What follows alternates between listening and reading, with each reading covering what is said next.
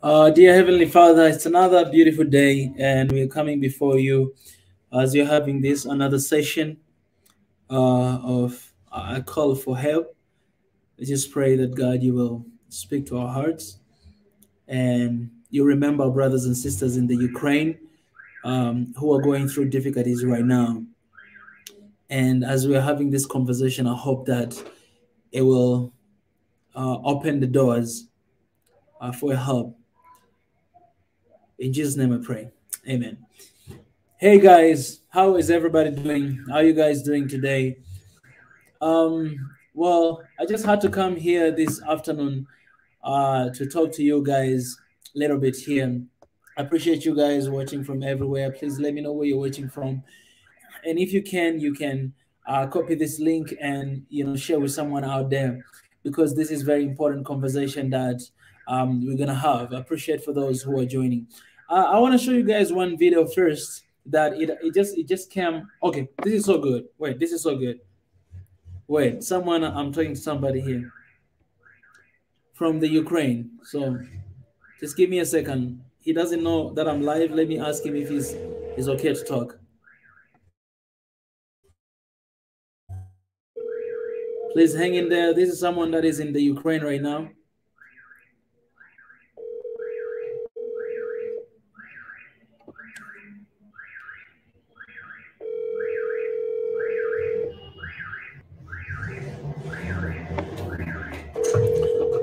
I'm calling someone direct from the Ukraine. You know, there's this one region that is like has been occupied, and we have our brothers and sisters there. They cannot leave. We have our brothers and sisters there. I just saw the video here. I'll share with you guys. This video just came right now.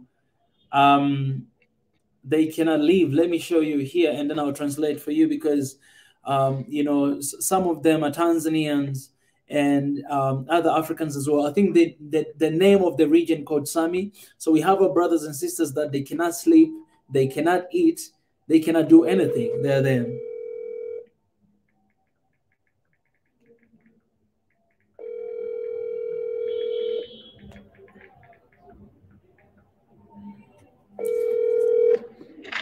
Hey, hello.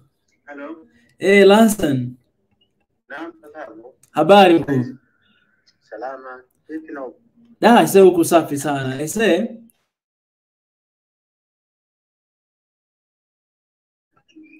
kimsingi nipo nafanya live YouTube. Ndio. Na yani nilikuwa nimeanza hata kabla sijaanza kuzungumza na wewe. Na madhumuni makubwa ya kufanya hii live stream ni kuendelea kutafuta watu ambao wanaweza wakasaidia, kwa sababu tumeshampata binti mmoja katika hizi video tulivyokuwa nazifanya. Tumempata mtu mmoja ambaye yupo German, ambaye ali reach out kwangu akasema kwamba hey, if there's anything that you need help, please let me know. Kwa hiyo tukachukua contact zake, alafu sasa hivi nimetengeneza group hapa WhatsApp na wasiliana na yeye, na rafiki yangu mmoja wa kutoka Sudan naye alikuwepo, yupo huko Ukraine, ila alibahatika kuondoka na sasa hivi yuko German. Kwa hiyo tunajaribu kuzungumza ili tuangalie utaratibu kama kutakuwa kuna namna yote ile ya kusaidia. Ndio. Na hata hii live stream ambayo naifanya saa hizi ni pia tunajaribu kutafuta kama watu ambao watakuwa wanaangalia hii wapo huko nje ambao wanaweza wakasaidia kwa namna moja au nyingine, basi tunaweza kujitokeza ili tuweze kusaidia. Ndio. Sawa. Ndio. Yeah. Ndio. Sasa hizi upo wapi kaka? Kaka kwa sasa nakimbia, manake nimejaribu kutafuta chakula. Ndio. Kwa ajili na wenzangu, manake mambo yamekuwa mengi sasa. Ndio. Sasa hivi muda mwingine kama kiongozi na kujitoa. Ni kweli. Ndio. Sasa naona nitafuta chakula. Ndio. Kutoka ofisi na muda bado na dakika chache. Ndio. Kuweza kuingia ndani ama kuingia kwenye mabanda. Sasa ndio maana neno pilika. Ndio. Basi ndio na kimbia lakini tunaendelea basi ndio ndani. Ukanipata tena. Hapa ndio sasa hivi nitafanya vizuri. Ndio. Sawa. Ya nakusikia. Yaani sasa hivi kabisa nadhani tuzungumze sasa hivi. Samani? Nadhani sasa hivi tuzungumze na kusikia vizuri tu.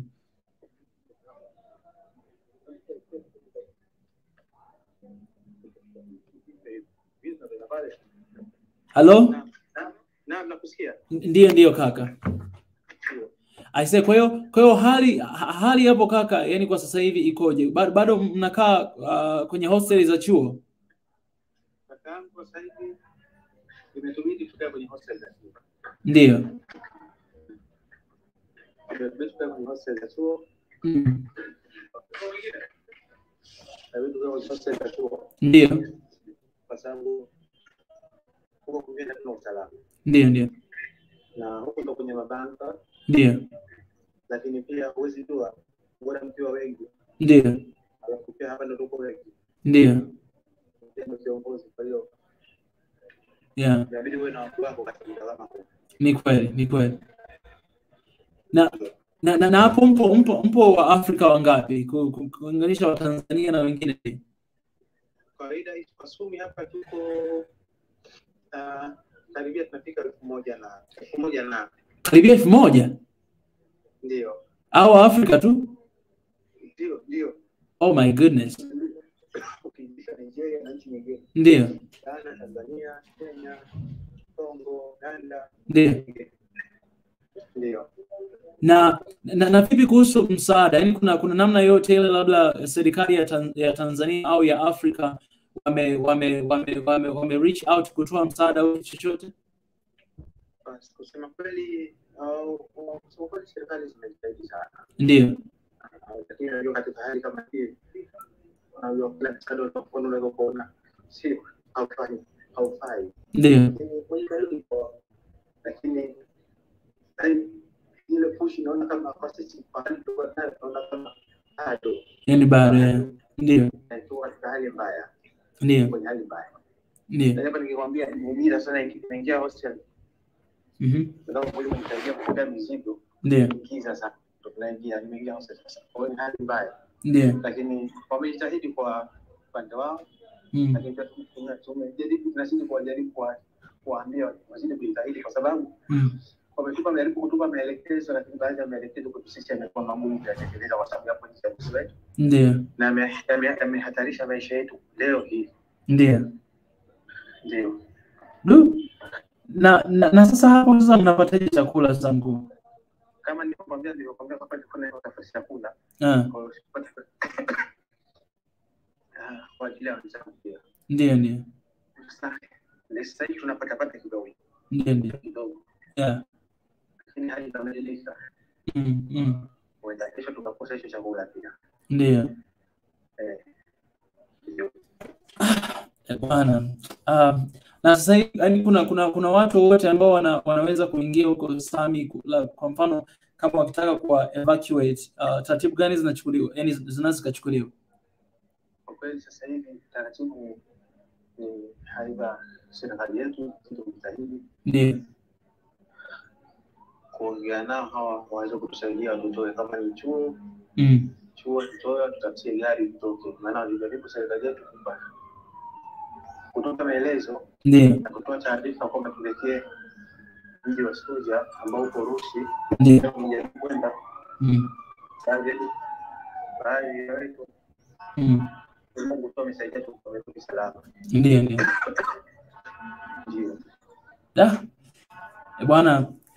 Bwana Lawson, sisi tutakachojaribu kufanya, kwa sababu kama nilivyokueleza, nimekutumia kuna paper nimekutumia. Hii ni organization moja wapo ambayo nadhani inawasaidia.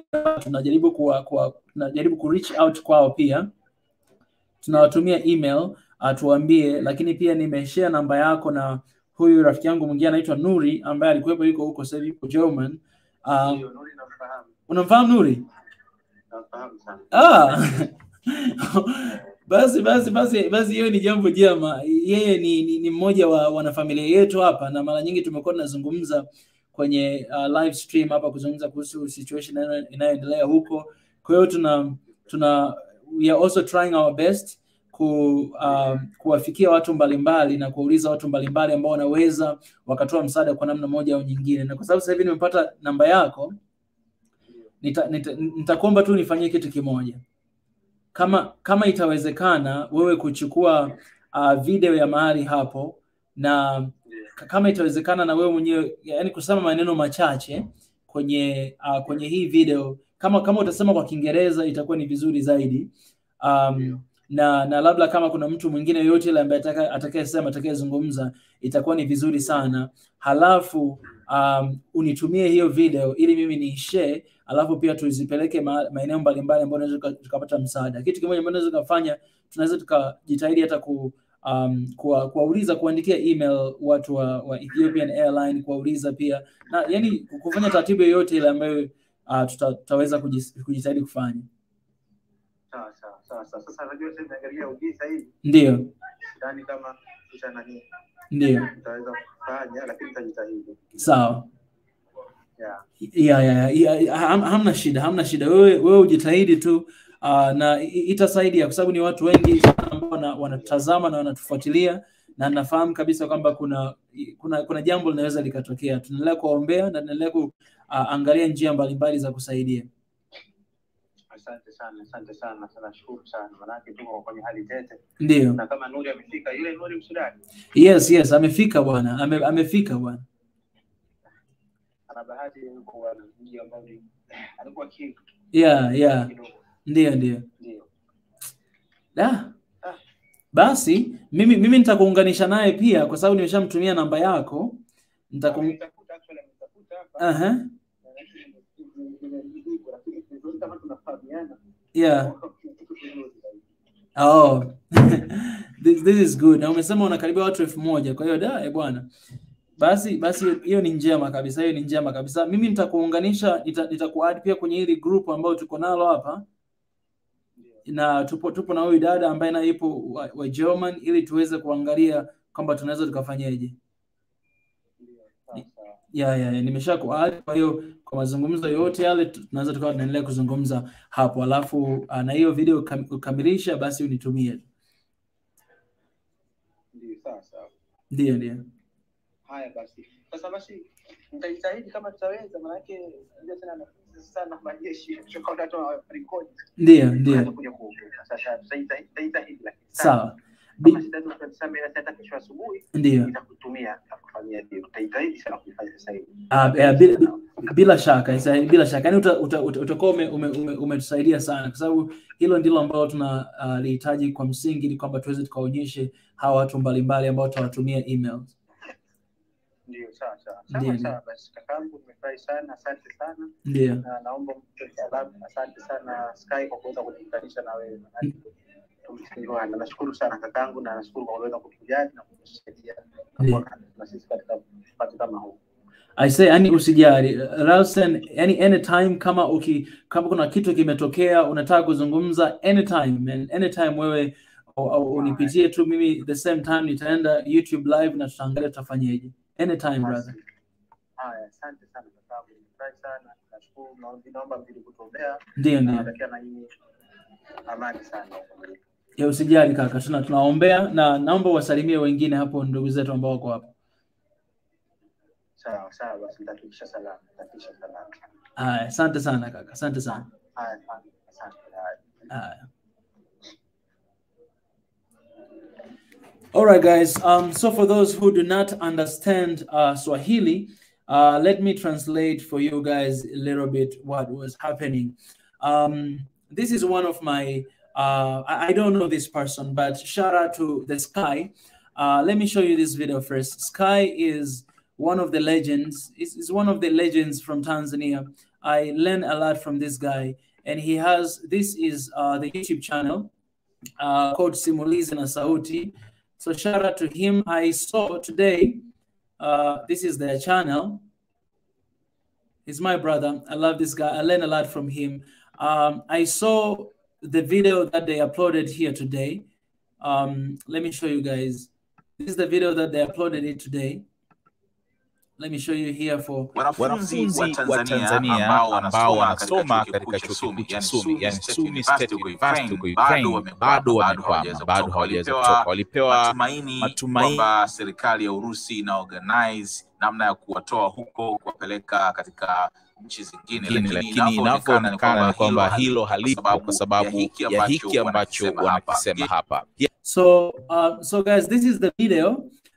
People that you see here, for example, this guy who is talking here, he's a Tanzanian, and some of them here, they're Tanzanians, but they're Africans. In this university, one region called Sumi that is occupied. So, and he told me, according to the conversation that we were having, he told me that they have close to 1,000 Africans who are there stuck in this region, and you know, they don't have any place to go, right? And as I was talking to this guy right now, he was telling me that he actually just coming from outside, him as a leader, he had to go outside to find food for everybody to eat because they don't have food. You know, all of them, they had to go to the campus because it's the safest place right now, but you never know like what's gonna happen, right? So they had to go out and to seek food, provide for everybody, but they don't know how long it's gonna last because there's no food, right? Everybody's running away, everybody's leaving, but there are, he said, approximately like 1,000 students, Africans who are there. If I'm not mistaken, I might be wrong with the number, but that's what I've heard, who are stuck in this region and they cannot leave.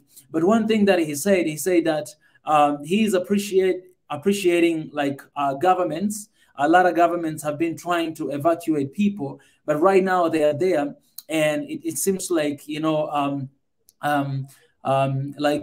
it's not happening. You know, when you are in the like war zone area and you just hear bombs all the time just are happening and people are dying, and then you're stuck in this one region, you don't have food, you don't have access to anything, then it's very scary situation, right? So that's what he was telling me here in the conversation and the situation, like how everybody's living and how things are going. And in this video that I'm showing you here, this guy was actually begging. He was saying that, hey, government, our lives are in your hands. Like you guys, you can actually protect our lives right now. We don't know what to do.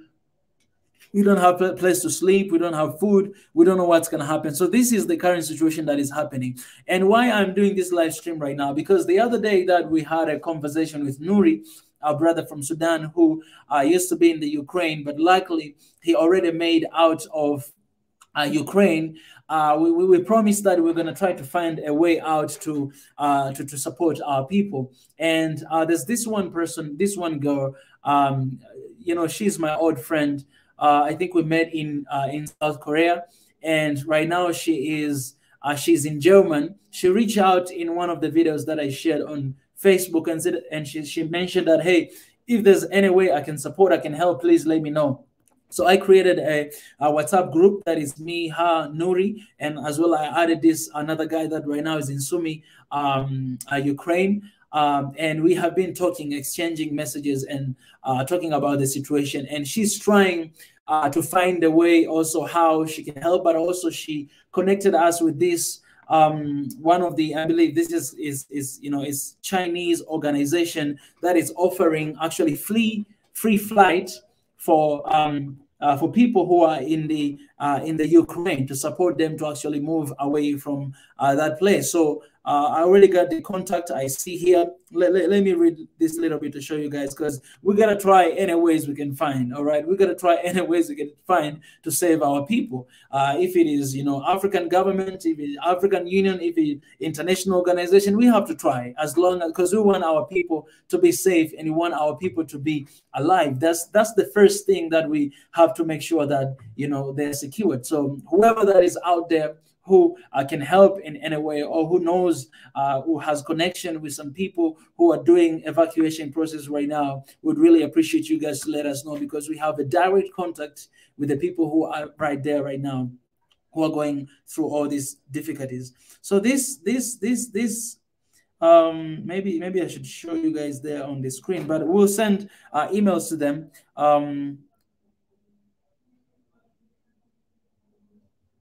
Yes, I know, Chris, you're watching here right now. If we can form this email, it will be really amazing.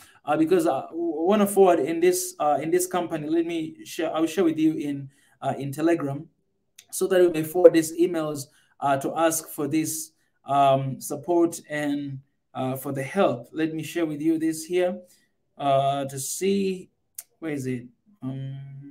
Okay, yeah, here. I'll share with you these documents.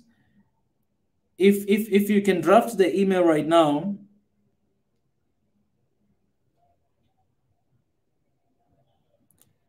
Okay, I sent already. If you can drive the email right now, as soon after this, live stream, we'll forward the email to make sure that our people are getting the help and the support they need, because this is the time to stand with our people and to make sure that they're safe and secured.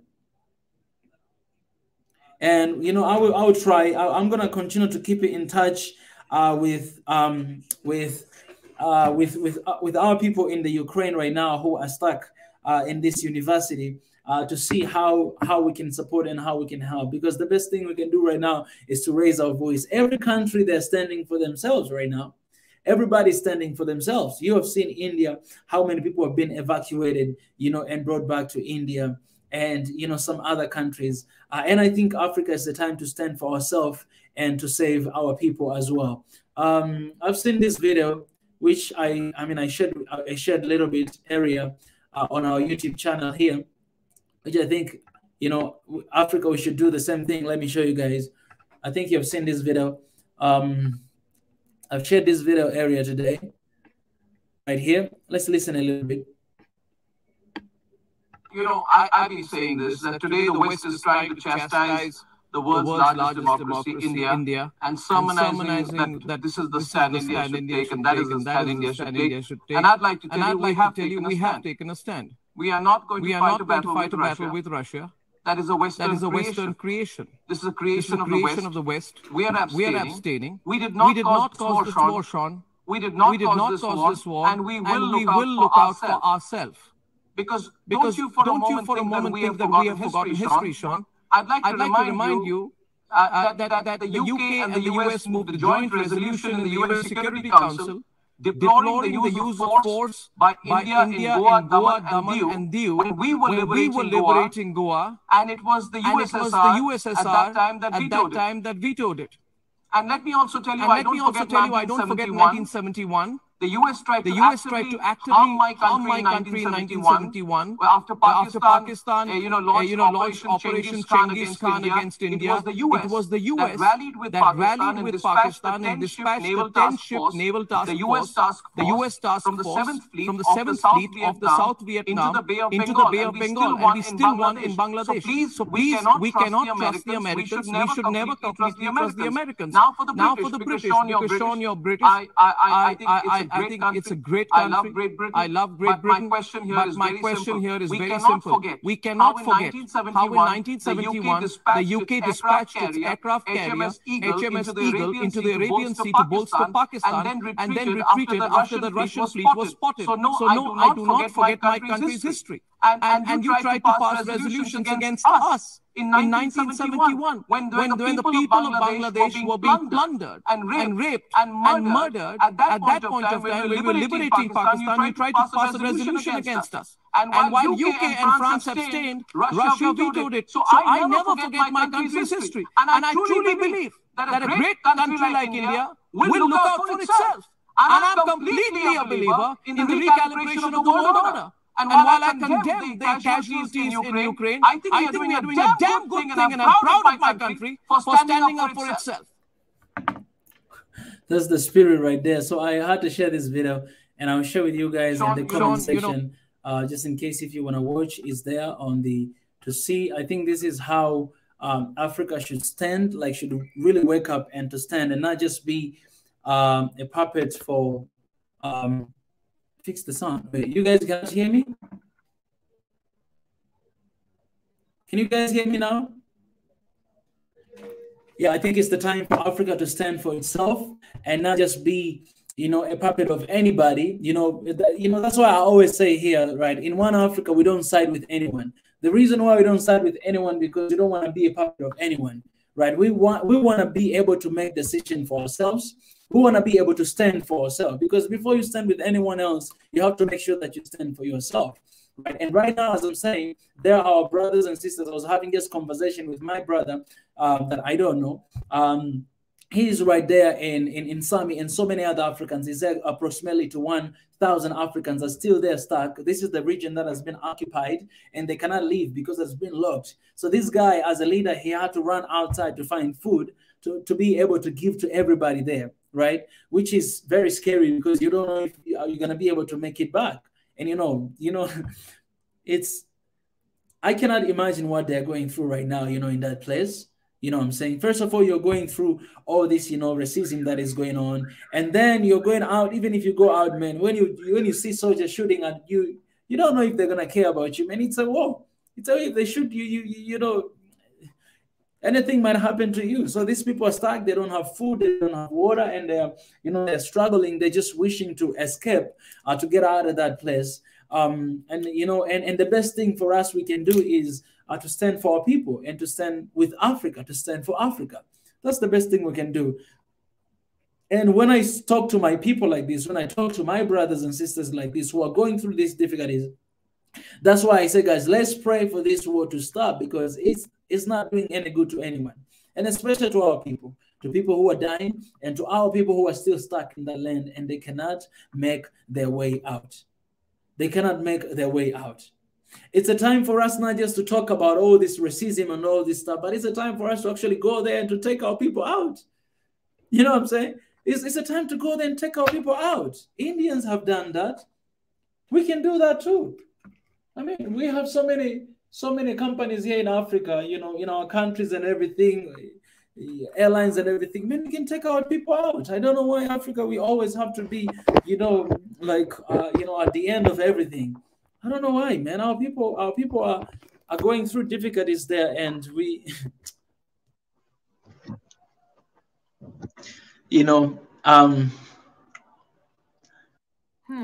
when you're talking about war, is there something? It's better for you to just hear about war, but not really to witness war or to experience war, because that's what is going on right now there where they are.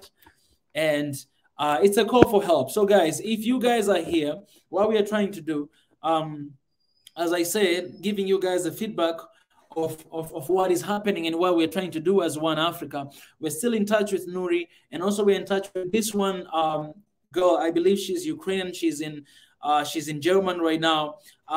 She's trying to also find other different companies. She already shared with us some information about this Chinese company that is supporting people to get out of there. It gives, it provides free flight, guys, free flight for people to leave. So we're going to try to send email to them.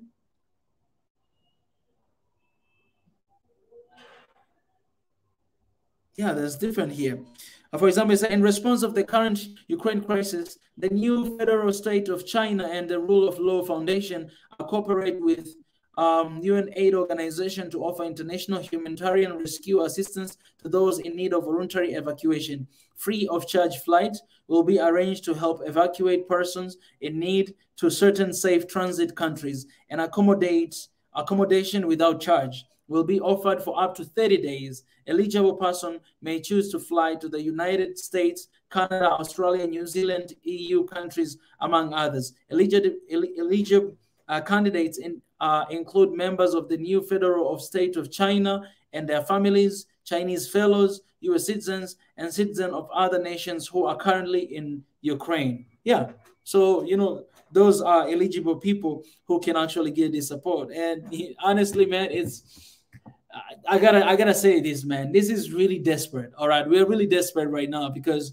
we're gonna be sending emails, to people like this. I mean, to organizations like this. But this is because, as somebody say, Nigerian government have evacuated. I just talked to this guy. He told me that there are a lot of Nigerians in this area called Sami, the place where it's occupied. A lot of Ghanaians, Tanzanians, Kenyans, and all Africans are still in this place. All these people are still in this place. So they might have evacuated them from another region, but this particular region called Sami, there's still people there. And I was just having a conversation, with with one of them, and I asked him to send me a video to film that area and maybe to talk to a couple people to film that video and then to send to me. So hopefully he's gonna send it to me and I'll be able to share with you guys. So that's one of the things. And also we have here the NFSC and the Rule of Law Foundation. In response to the growing number of reviews, depart from, they say, yeah, anyways, all this NFSC, I think also it's, Chinese organization in relation to UN aid organization to offer international support. Yeah, so if you guys, you have any contacts, if you guys, any way that we can help our people from Sami region to escape, to evacuate, please do not hesitate to let us know in oneafricaofficial@gmail.com.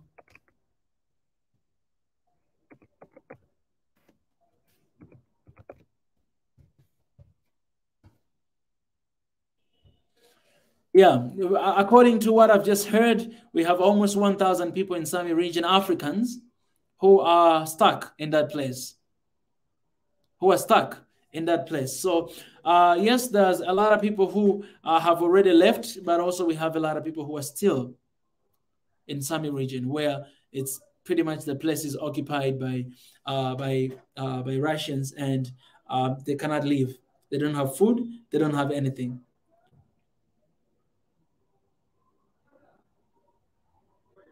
Oh, man, this is one of those moments, man. I really wish I was like a leader of a country, honestly.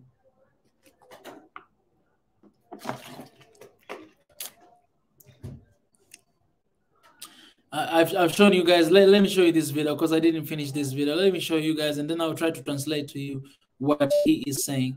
Let me show you here. And shout out to Simulizi na Sauti. This is my brother. It's the legend. I call him the legend, and I'm learning a lot from him.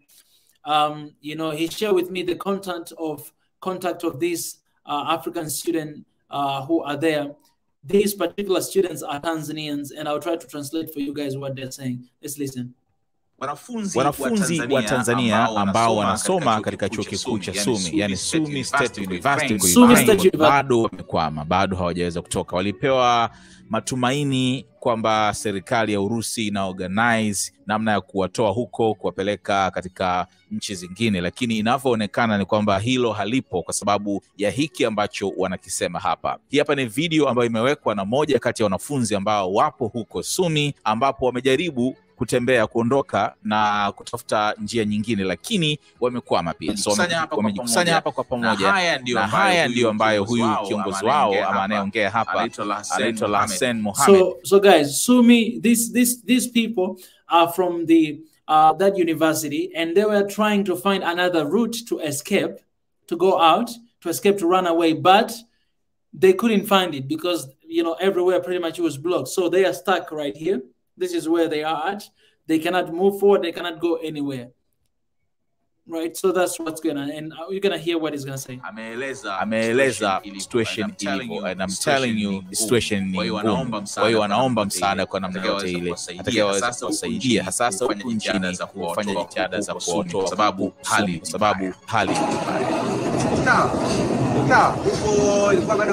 Ilikuwa bado anaenda kundadana naenda. Huko tayari kule kumeblokiwa. Haruhusu na kila kitu. Sasa hivi anarudi. Kamera tuone sote tunataka kufanya fanya.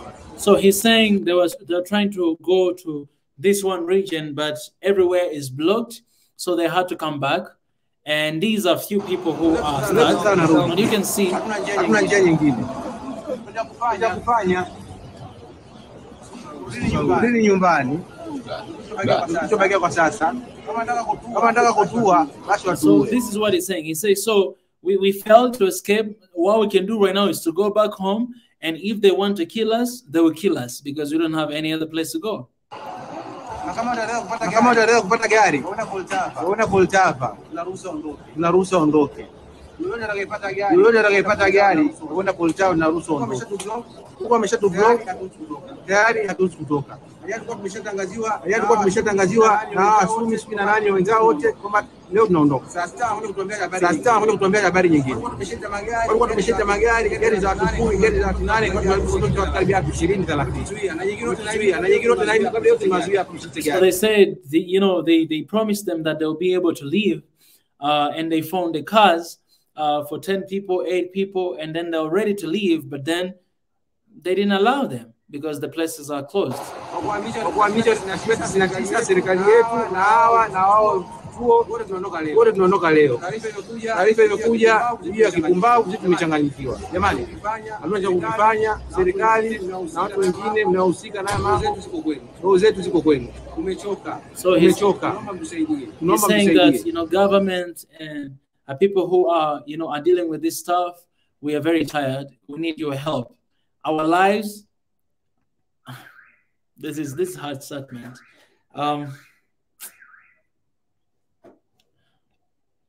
This is difficult, guys. He's saying that it's basically saying our lives are on your hands. Like our safety, our lives depend on you guys. They are on your hand. Please do something. That's what he's saying.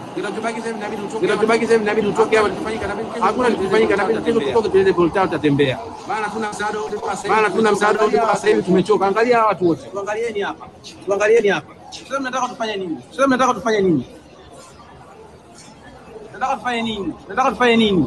Naomba muongea na mamlaka husika, tumechoka. Hatulali. Rais Samia naomba kutakia hii. Samia naomba kwa mamangu tusaidie sana.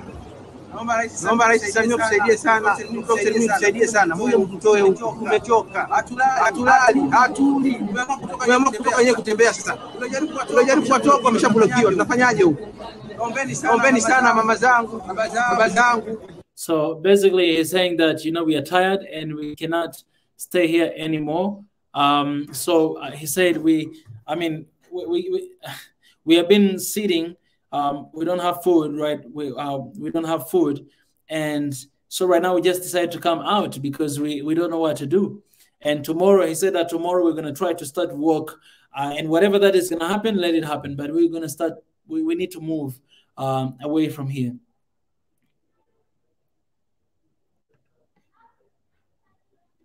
Yeah, I will.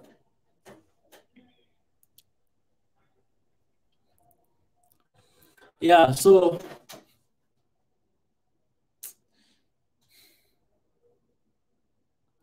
this is why, guys, this is why I came the other day here, and most of you didn't understand what I was saying. Yeah, I was really mad. Because of some of the comments that I've been seeing. Some people who have been entertaining this war and wanting this war to continue.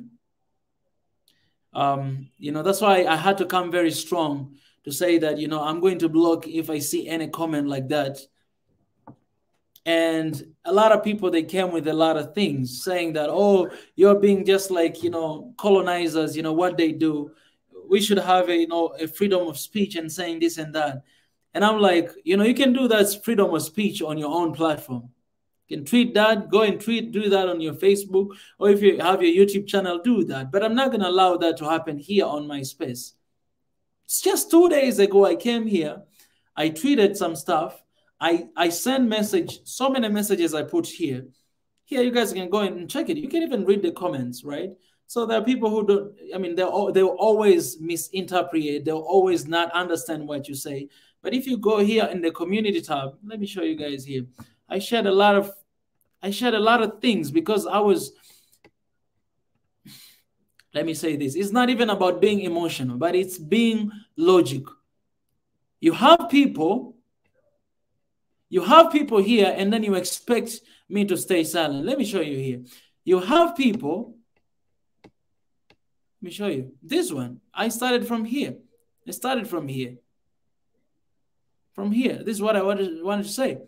For those who are cheering and supporting what Russia is doing, shame on you. Innocent people are dying every single day. They lost their homes because of this tragedy. You can't just take sides because you hate Westerners. Think about innocent lives and all the victims. I'm very disappointed with all of you who want Russia to continue with this war. You guys don't even deserve to be here in this family. And I'm going to block every person who will be entertaining this war. No matter what, nobody deserves to die or to experience war.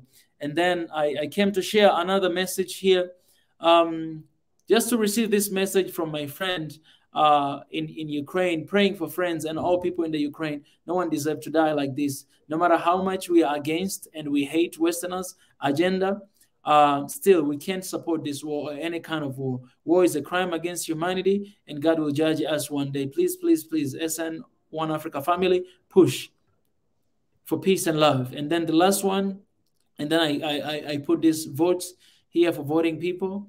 And then the last one I had to share here, I say, oh, I don't care how many of you are against my stand. And this after seeing so many comments against that. I've always been against war, and I'll always stand against it. I'm a free thinker anyways, and a lot of things. I'm not going to go ahead and read that. You guys can go and read it. But I'll tell you this, guys, the reason why I had to share this, and I'm still standing with my opinion, and I'm still standing with it. And that's why those comments are still there. I'm not going to remove. I'm not going to delete. I'm not going to do anything. Because I was sharing this just 2 days ago, 3 days ago, to those people who are, here in One Africa, for us, we don't take sides. We don't have side. We don't have side. Because it's very dangerous taking side. You can take this side, and then there are people who are dying, and our people are there. You guys, you've seen them, and I've been talking to him today. At the beginning of this live stream, I was talking to him, to one of the brothers, that he is there, and he's saying there's a lot of Africans in Sumi area right now. They cannot leave. They're stuck in there. They don't have food. They don't have anything. I was talking to him right now here, and I didn't even know when I was sharing those messages. So if you're out there and entertaining this war, look at your brothers and sisters right now in the Ukraine and what they're going through. They're scared for their lives. They don't have life. Some of them are dying. And you have people out there who they are applauding for the war that is happening there. It's ridiculous. It's ridiculous. It is ridiculous. And I don't care how many followers I'll lose, because I don't care about the numbers. Go, if you want to go. You don't go. I'll lose them. But I'll stick and I'll speak the truth, and I'll stick with it. I'll stick with my decision. I'll stick with what I believe, man. I've been called to take care of this, what I'm doing right now. All right. And if I'm not going to say what is right, then I'm not doing anything. And if you think that your comments and your opinion and whatever that you do or whatever that you say is gonna change my mind, it's not gonna do it. It's not doing anything. And the matter of the fact, guys, you guys have that freedom, because you can see all the comments are there. I have ability to disable the comments or to delete the comments, but I didn't. But I don't, because you guys, you have also freedom to say what you want to say. So go ahead and say it. But what I am against with is this war. What is going on right now? I'm against this war. I know there's so many things involved, but I'm against this war because we have our people who are suffering. We have our people who are suffering right now, are struggling, and we are trying to find a way to take them out of there. A lot of them are still in there. And think about them, because if this war stops today, these people, they will be safe. But if it continues, their lives, they are in danger.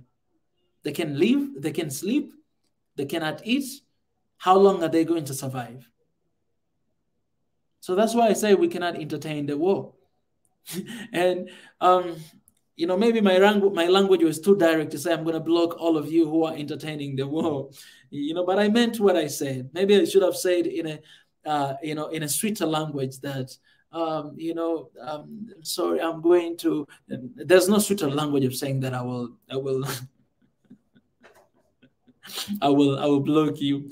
Some say, Mika, I think your supporters were a bit shocked, as it seems you were taking the side of America. Nobody wants anybody to die, let alone Africans. Yeah, Sam, I understand. So here's the thing, Sam.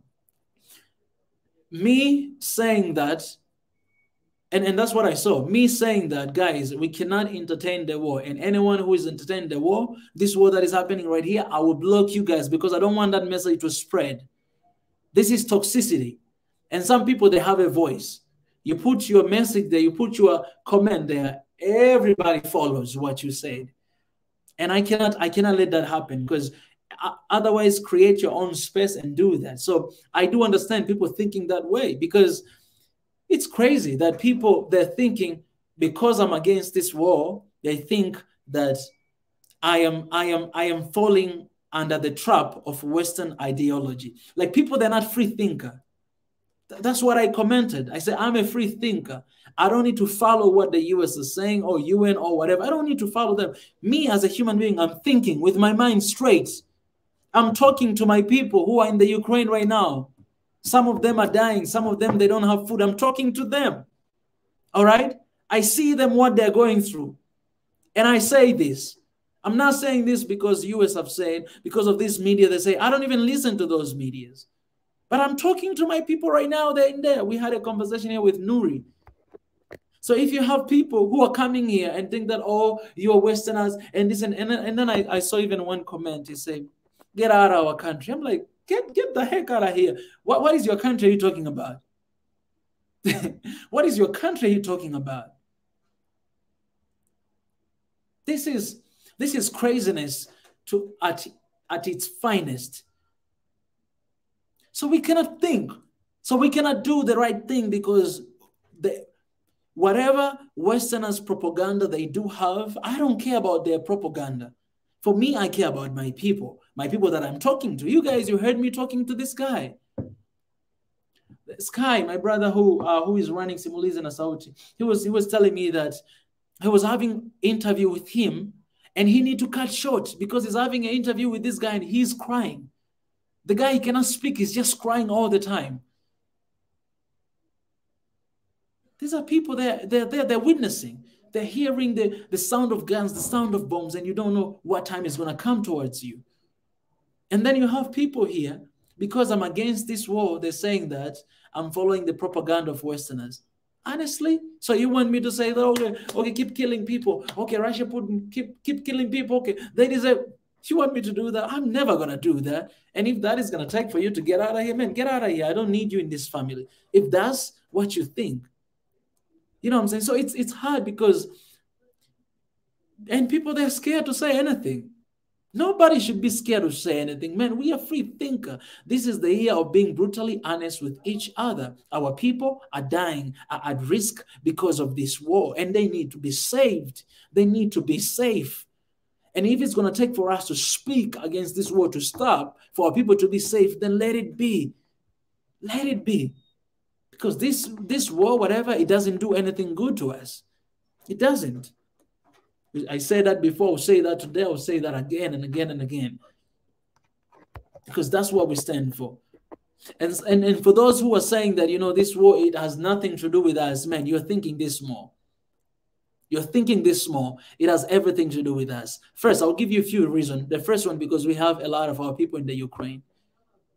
Our African brothers and sisters. They're stuck in there right now. They're stuck in there. They cannot go anywhere. We have them there. And I see some other comments. People are saying that, why did you go to Ukraine from the first place? Man, guys, how can you be stupid that much? How can you be stupid? So now you're starting blaming people who went to the Ukraine, who have been studying there, who have been having life there. We start blaming them. Why did you go there? You African, why did you go there?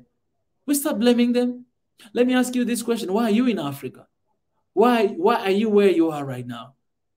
People are finding life.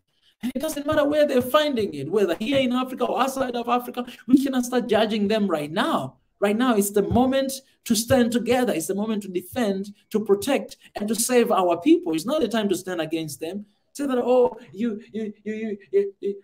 always wanted to go out. Oh, now you look at what is happening. It's not the time for that, Africans. It's the time to come together to save our people. It's time for that. Those people, when you talk to them, you know what they say? They say, man, we hate this war. We want this war to stop right now because our lives are at risk. That's what they want. And us as Africans, us as one Africa who stand with the people, we're standing with them. Because that is humanity. That is humanity, man. And that's why, you know,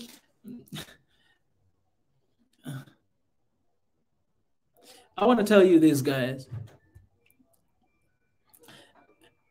We have to be free thinkers. We have to think. We have to think before we say anything. We have to. I thought before I wrote those messages. And yes, some people that advise me that, Mika, you know, it's not a good language to say, you know, I don't care about what you guys against me and everything. I know, but man, I want to be able to express myself the way I feel, to express it. To express it. I'm pretty sure if I was like in the media, or someone was owning, you know, this media, I'm pretty sure that they would have told me to come and to apologize. But I'm not gonna apologize for that. That's why we created this media, so that we may be able to talk to each other freely, to express with one another.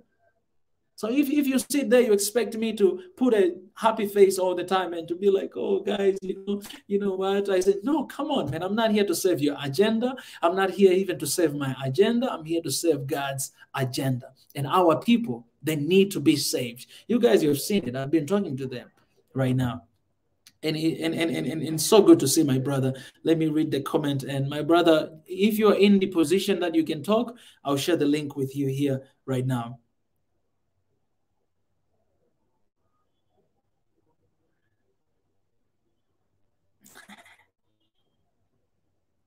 Right here. I just said, Chief, I'll read the message of the Chief. He said, let me put here on the screen.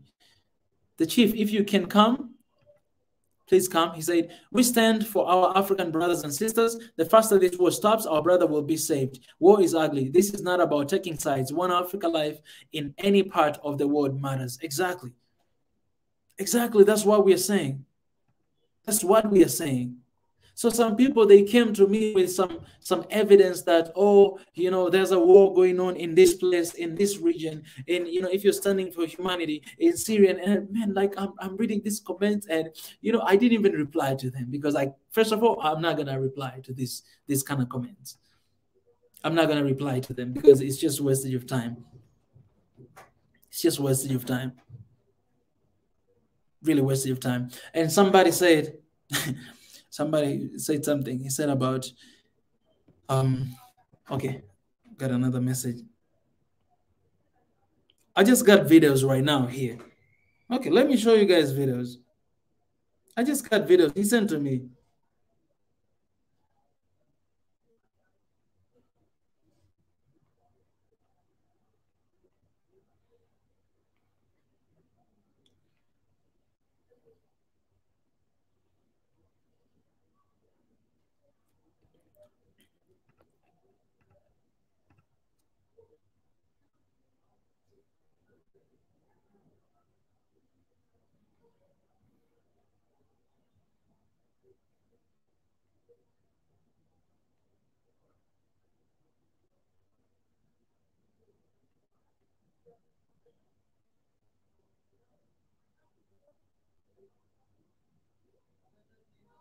I'm talking to him right now. This is our brother. He just sent to me here the videos. Let me show you guys. Let me show you. So what I'm going to do is I will upload them right now as quick as possible on YouTube, so that I may be able to show you guys here.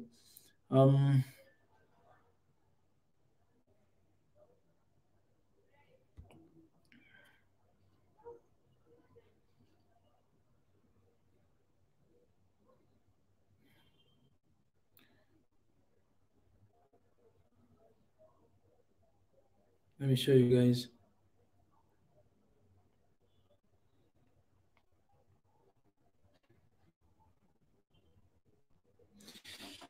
Okay, let me show you guys these videos right now.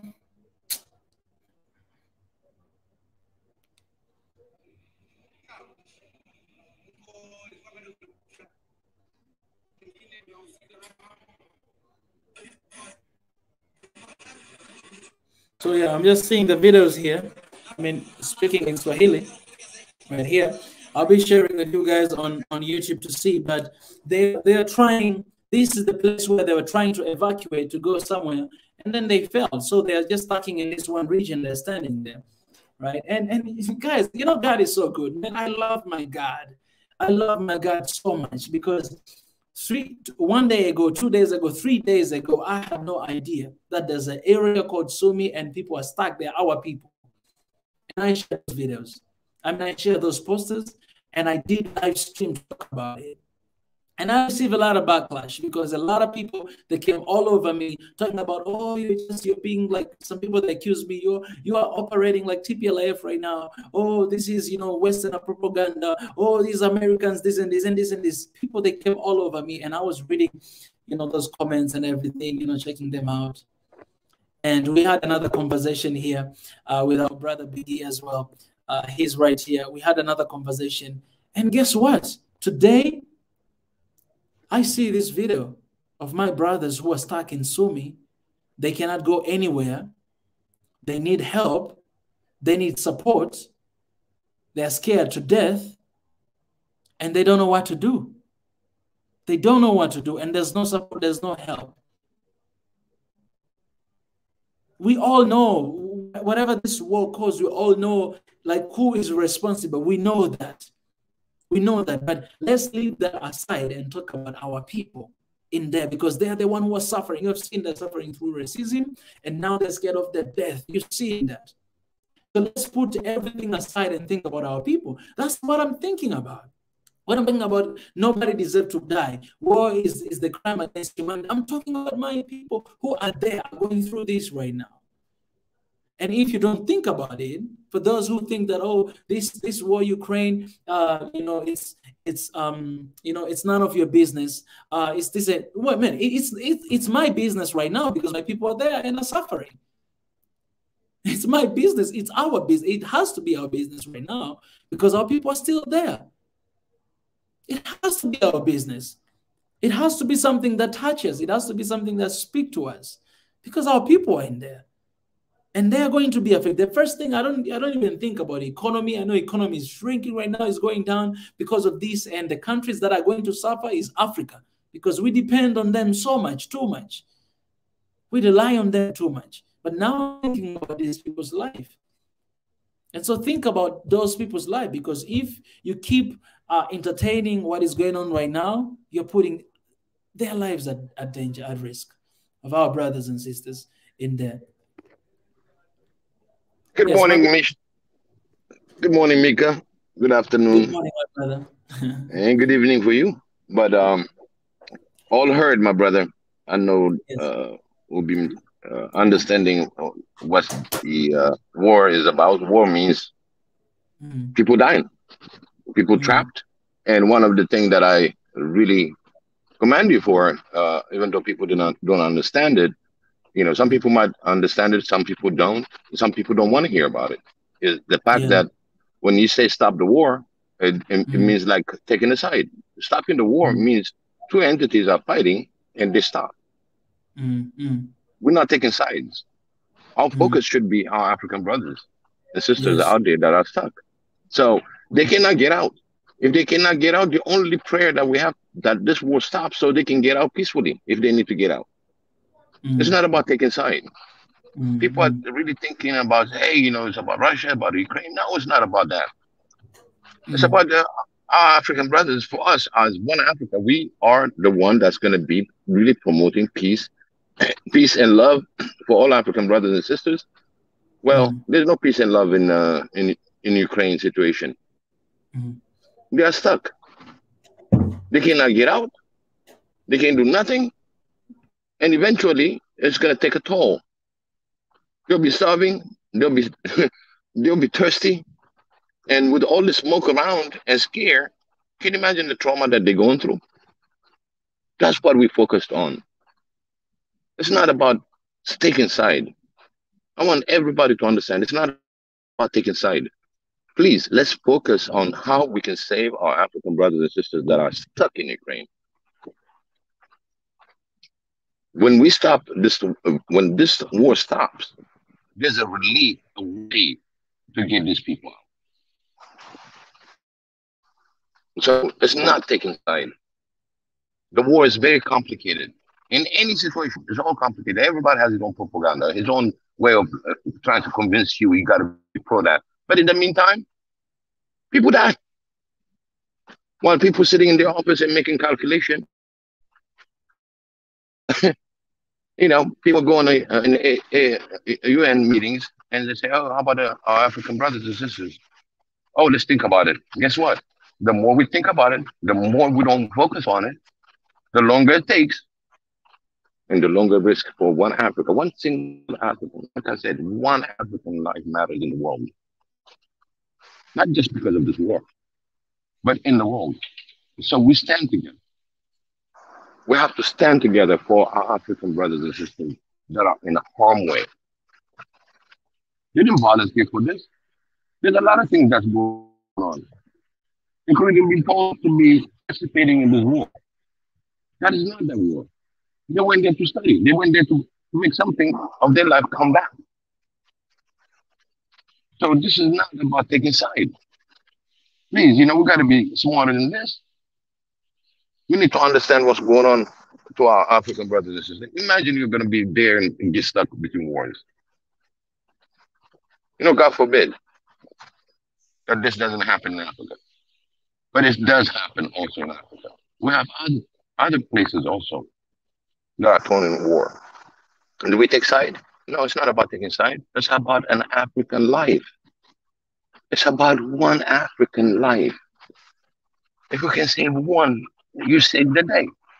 Because you stand by your principle and by your standards of one African life matter. That's all Mika's trying to do. He's passionate about this. We need to support him. We're talking about doing different things in the background.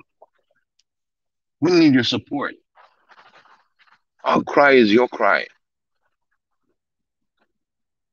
And anybody that comment on taking side, we're not taking side. But I can say, yeah, I'm taking side for our African brothers and sisters that are stuck in there. Yeah, that's my side. Yes. A side and support for those that are really in panic.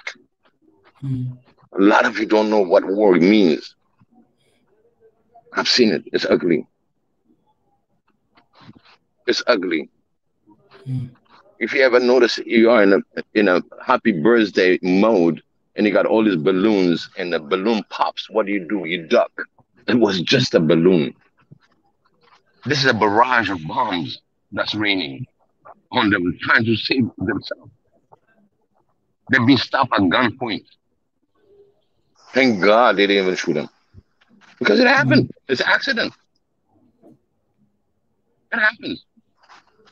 Now the word is out that Africans have been asked to fight for the war. Now guess what? The wrong people will hear that they're participating and they are in harm's way. Yeah. That's what we need to focus. There's a lot of things that can happen in a blink of an eye. So let's stop bickering about taking side. We're taking side of our African brothers and sisters that are stuck in there. Period. That's what I'm trying to put the word out. Pray, focused prayer to save our brothers out there, our sisters out there, kids out there. We have kids out there, children. Can you imagine what kind of trauma they go through? These kids are gonna have a nightmare. They're running from one place to another. They don't have food like you walk to your fridge and pick up something. They got out from that condition. They're suffering. Now they've been trained to armament to fight. It's gone to the different direction. So the faster this war stops, the better situation our African brothers will be. Because now we can really have a chance to get them evacuated. That's the focus. It's not who won the war, who lost the war. Yeah. In between losing and winning, we're losing our African brothers and sisters. Yes. That's what I say. I support you. Amika, I know you're passionate about it. I know you're not taking a side. We had a lot of talks behind the scenes, but this is what it is. It's about our brothers and sisters that are stuck in there with their children. So our prayer is there. We pray for all life. But again, focus now is for those that cannot escape from this war. And guess who that is? It's our brothers and sisters. Africa. Because of your colors. Your colors. Now we know. We're learning. So this is where we're supposed to be. Yeah, this is where it's supposed to be a big learning curve for us. Because of their sacrifices. Because of their sacrifices, we learn. Unfortunately, you know, they are there. But at the same time, we learn. So we need to develop our own continent. So nobody leaves the continent. So they can do their study at home. This is the path we want to take to protect the continent. And nobody leaves. You saw it. You leave, you're discriminated. Automatically. You discriminated before you even get out of the continent. So this is the environment that we want to create in One Africa. So we can keep our African brothers and sisters at home in their comfort, with their family, with their support, and be peace. If we don't learn from this war, we'll never learn from anything. Just imagine yourself in that situation. You already got scared when the balloon pops in a room. When something breaks, you duck. Okay? Everybody has their own experiences. But when you have a barrage of grenades and rockets flying over you, I don't think you're going to be immune to that. While you're asleep, you're going to wake up to that sound. War is ugly. War is not a happy ending. Life lost. Both sides. And on top of that, our African cannot. The worst is Ukrainians, blue eyes, blonde, they can get out, including their pets. But not an African. Yes. Yes. Can you imagine that? Can you imagine that? So let's stop bickering, with all due respect for all people that are commenting, that are listening to us. Literally, I beg you to put your prayer and focus on our brothers out there and sisters out there, our children out there, to be out of the harm zone. May Xavier protect them. Amen. That's all I can do. I have another thing that I'm going to do. Me and you, Mika, we're going to write. In fact, there are a few things that I'm doing. We need to really put that letter out so the world can hear us. This is one thing that we can do. And out of that, we can create other things where we can put pressure to save our brothers and sisters out there.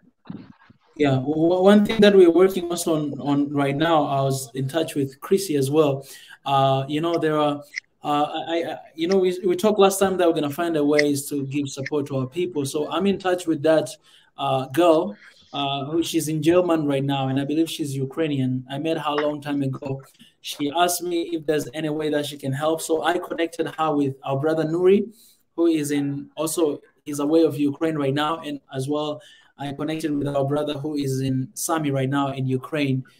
We are trying to find, she's trying to figure out the way how she can support, because we told her where our people are. So she also gave us the contact of, I think this is Chinese foundation that is supporting people to evacuate from that place.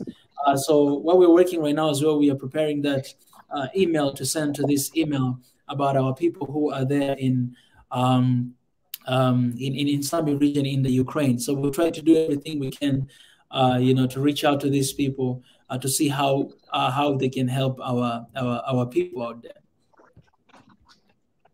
Yes, one message that I want to put across. I'm pretty sure there are some leadership or somewhere from All Nation, somewhere they're listening to this transmission. Okay, I will say to you, if you are at the borders to really save people from your nation, think about one Africa. Those Africans, take as many out. We'll talk about financing in the process. Save as many as African. If a Nigerian diplomat is there, take all of them. Take all of them. All of them. Take all of them. Stand for that. Any representative of any nation of Africa, if you're listening, please take the responsibility. These are our brothers and sisters. It might be your brothers and sisters and cousins that might be there from a different neighboring country. Take the hidden responsibility to take all African as much as you can at the border. That's what my message is. You have to be one Africa. The situation, it doesn't care. You're black, take all of them. If you have the access, put a petition. You take all of them. You give them shelter. And everybody, there's different nations that are set up of welcoming their people. But the first come, first serve. The first one that's there, take all of them. Stand for them. You're a diplomat. As a diplomat, you say, oh, that's my people. It's you that's going to say, yeah, he's Nigerian, even though he's not. Because Nigerian is Ethiopian. Nigerian is Ghanaian, Tanzanian, not. Meaning, you're black. Do not leave any other blacks behind. The Africans. Bring them home. You'll be awarded big way. Indeed. We'll praise every leader that is out there taking as many Africans with him. We praise you. We pray for your families. This is what I want to put a message. Those that are going to be listening from leadership. As Black African, take responsibility for all Africans. You represent. You are from the continent. You're a diplomat. You can take them as saying, hey, they're filing asylum to the nearest African country. I mean, he can be creative of evacuating those people. So leadership in Africa, work together, because it's an African issue that can be solved by Africans. AU is your responsibility now. It's not just sitting by the desk. Every day means something. If there's a Nigerian diplomat, give him the AU representation, so he represent AU. That will give us a relief to exit from this war-devastated country.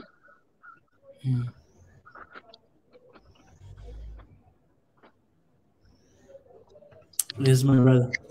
Oh, thank you so much, Biggie, for your voice, as always. And I appreciate, man, for standing for that truth.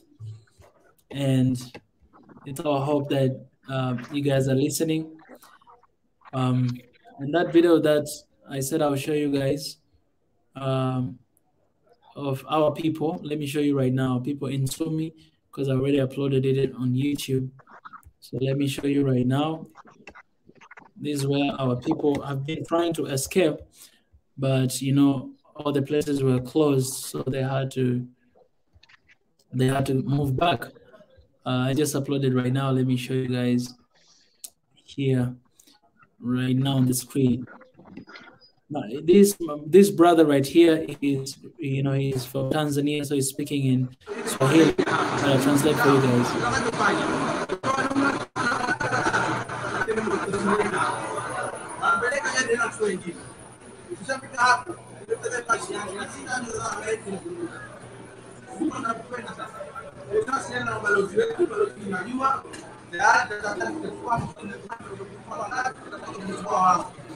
So here basically he was just telling them the plan of how they're going to leave before they failed to leave. So he was giving all the plans, and here it was after, like they tried to move, but then they couldn't leave because the places were closed. So they just had to stick here and to stay here. And yeah, it's a lot of them that are in here, but most of them are in this place. This is what happened, and they need our support and they need our help. Yeah. So for those guys out there, please continue to pray for our people. We can do that, and at the same time, if you have any contacts, if you have any way that you know it could be helpful, don't hesitate to let us know. We're still in talk, and I hope, I want to even have a conversation with that girl who is trying to help. Yeah, so hopefully I can have conversation, with her soon if she agrees, just to know if we can. I mean, if she agrees to come here, to know what procedures she's taking to support.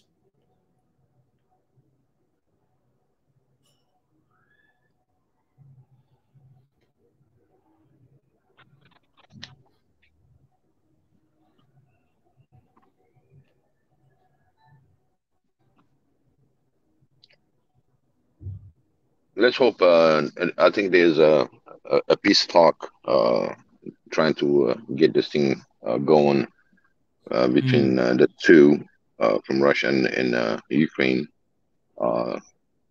by the Indian Prime Minister, and hopefully it will become fruitful and help this war tame down, where we can find a relief or a ceasefire that's going to help to redirect, our African brothers out there and sisters. So let's just pray on that, because stopping this war is a good thing for us, for our brothers and sisters that are stuck in there. So just pray on that, so we can have a peace and resolution to that. Because any peace has an impact for our brothers and sisters out there. Any peace. Look for the peace. Don't take side. This is not about side. Again, I remind everybody, this is not taking side. Peace is always good. Peace is always good. Oh, I can't hear you, Biggie. I think your voice is going down. Help us to go in the right direction.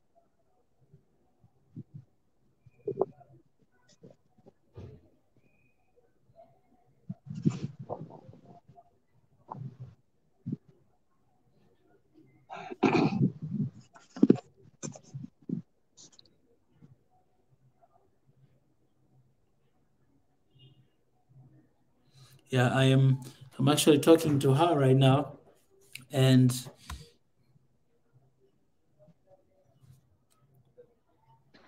so I'm trying to bring her in the show. That'll be great. For some reason, I lost audio.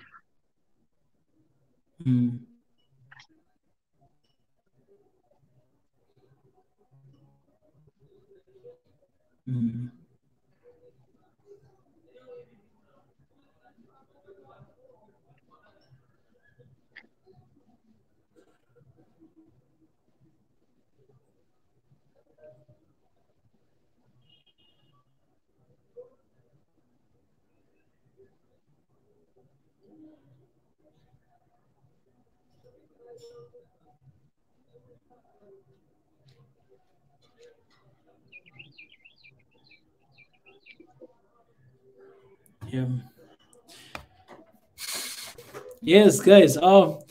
Hopefully this friend here will be able to make it and to share with us how she's trying to help, and that would be amazing. I think that will help us to understand as well that we have this world. You have bad people, and also you have good people who are trying. They're actually trying really hard to do something, even to risk their lives. And we cannot just stick with one thing on one side. So yeah, hopefully should be available to do this, and it'll be amazing. Mika, I want to entertain this question that was from Tam. Hold on, what's his name? I'm trying to get his name. TB Dan. He said India and China have organized assistance to their people in distress. Why is the African Union so active on the uselessness and not doing the real problem? You know, I'll tell you one thing, okay?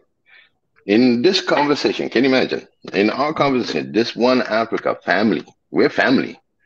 We already have a division in a way of misunderstanding. We say to stop the war. We're not taking side. We said stop the war.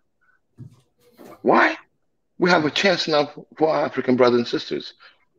When it comes to AU, can you imagine the confusion? Oh, if I say that, politically, I might be damaging my career. Or maybe I'm going to be taking side. Just like us, this small family that we are here, having just a simple thing. Stop the war. It doesn't mean you're taking side. Okay.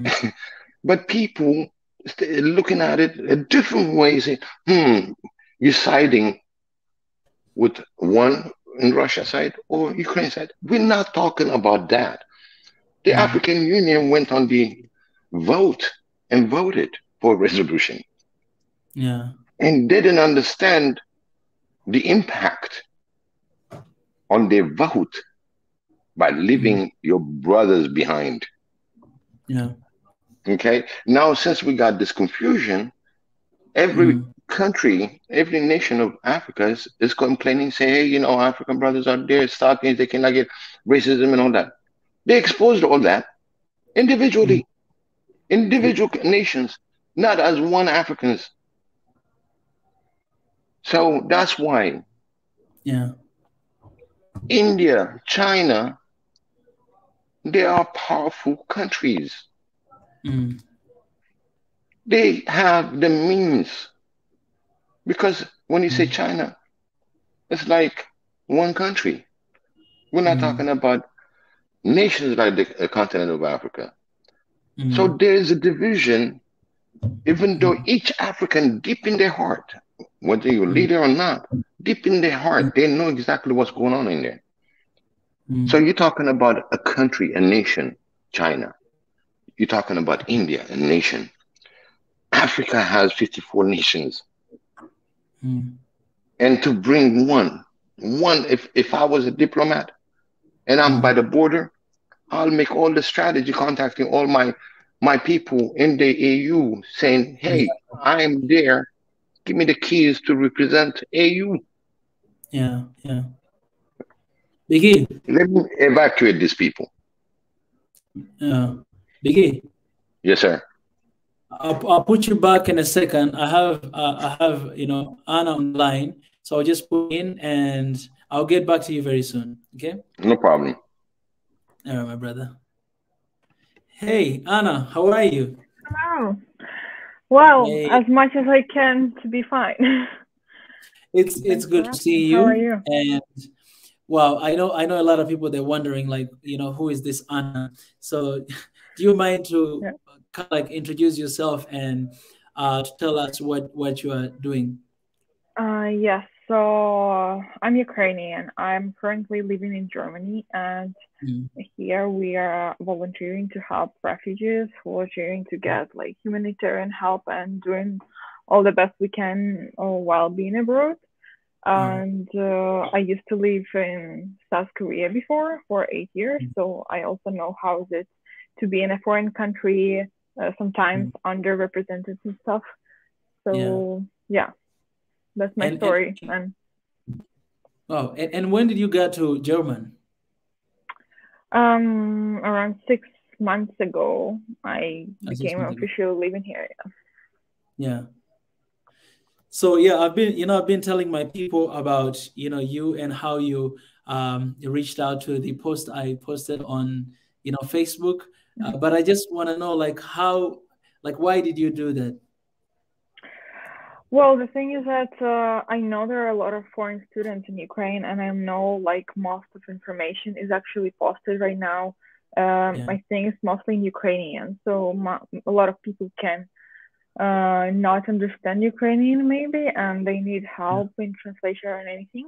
However, I also know that there are many resources posting updates, like even from official government as parliament in English, and I believe that's very helpful for people to access this information.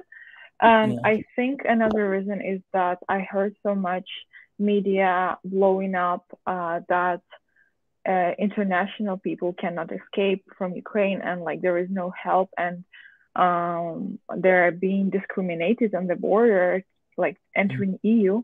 And I think I wanted to deliver this message that it is not true in particular. Everybody is standing in line. There are a lot of people right now. My family, like part of my family, spent around 4 days just getting to the border.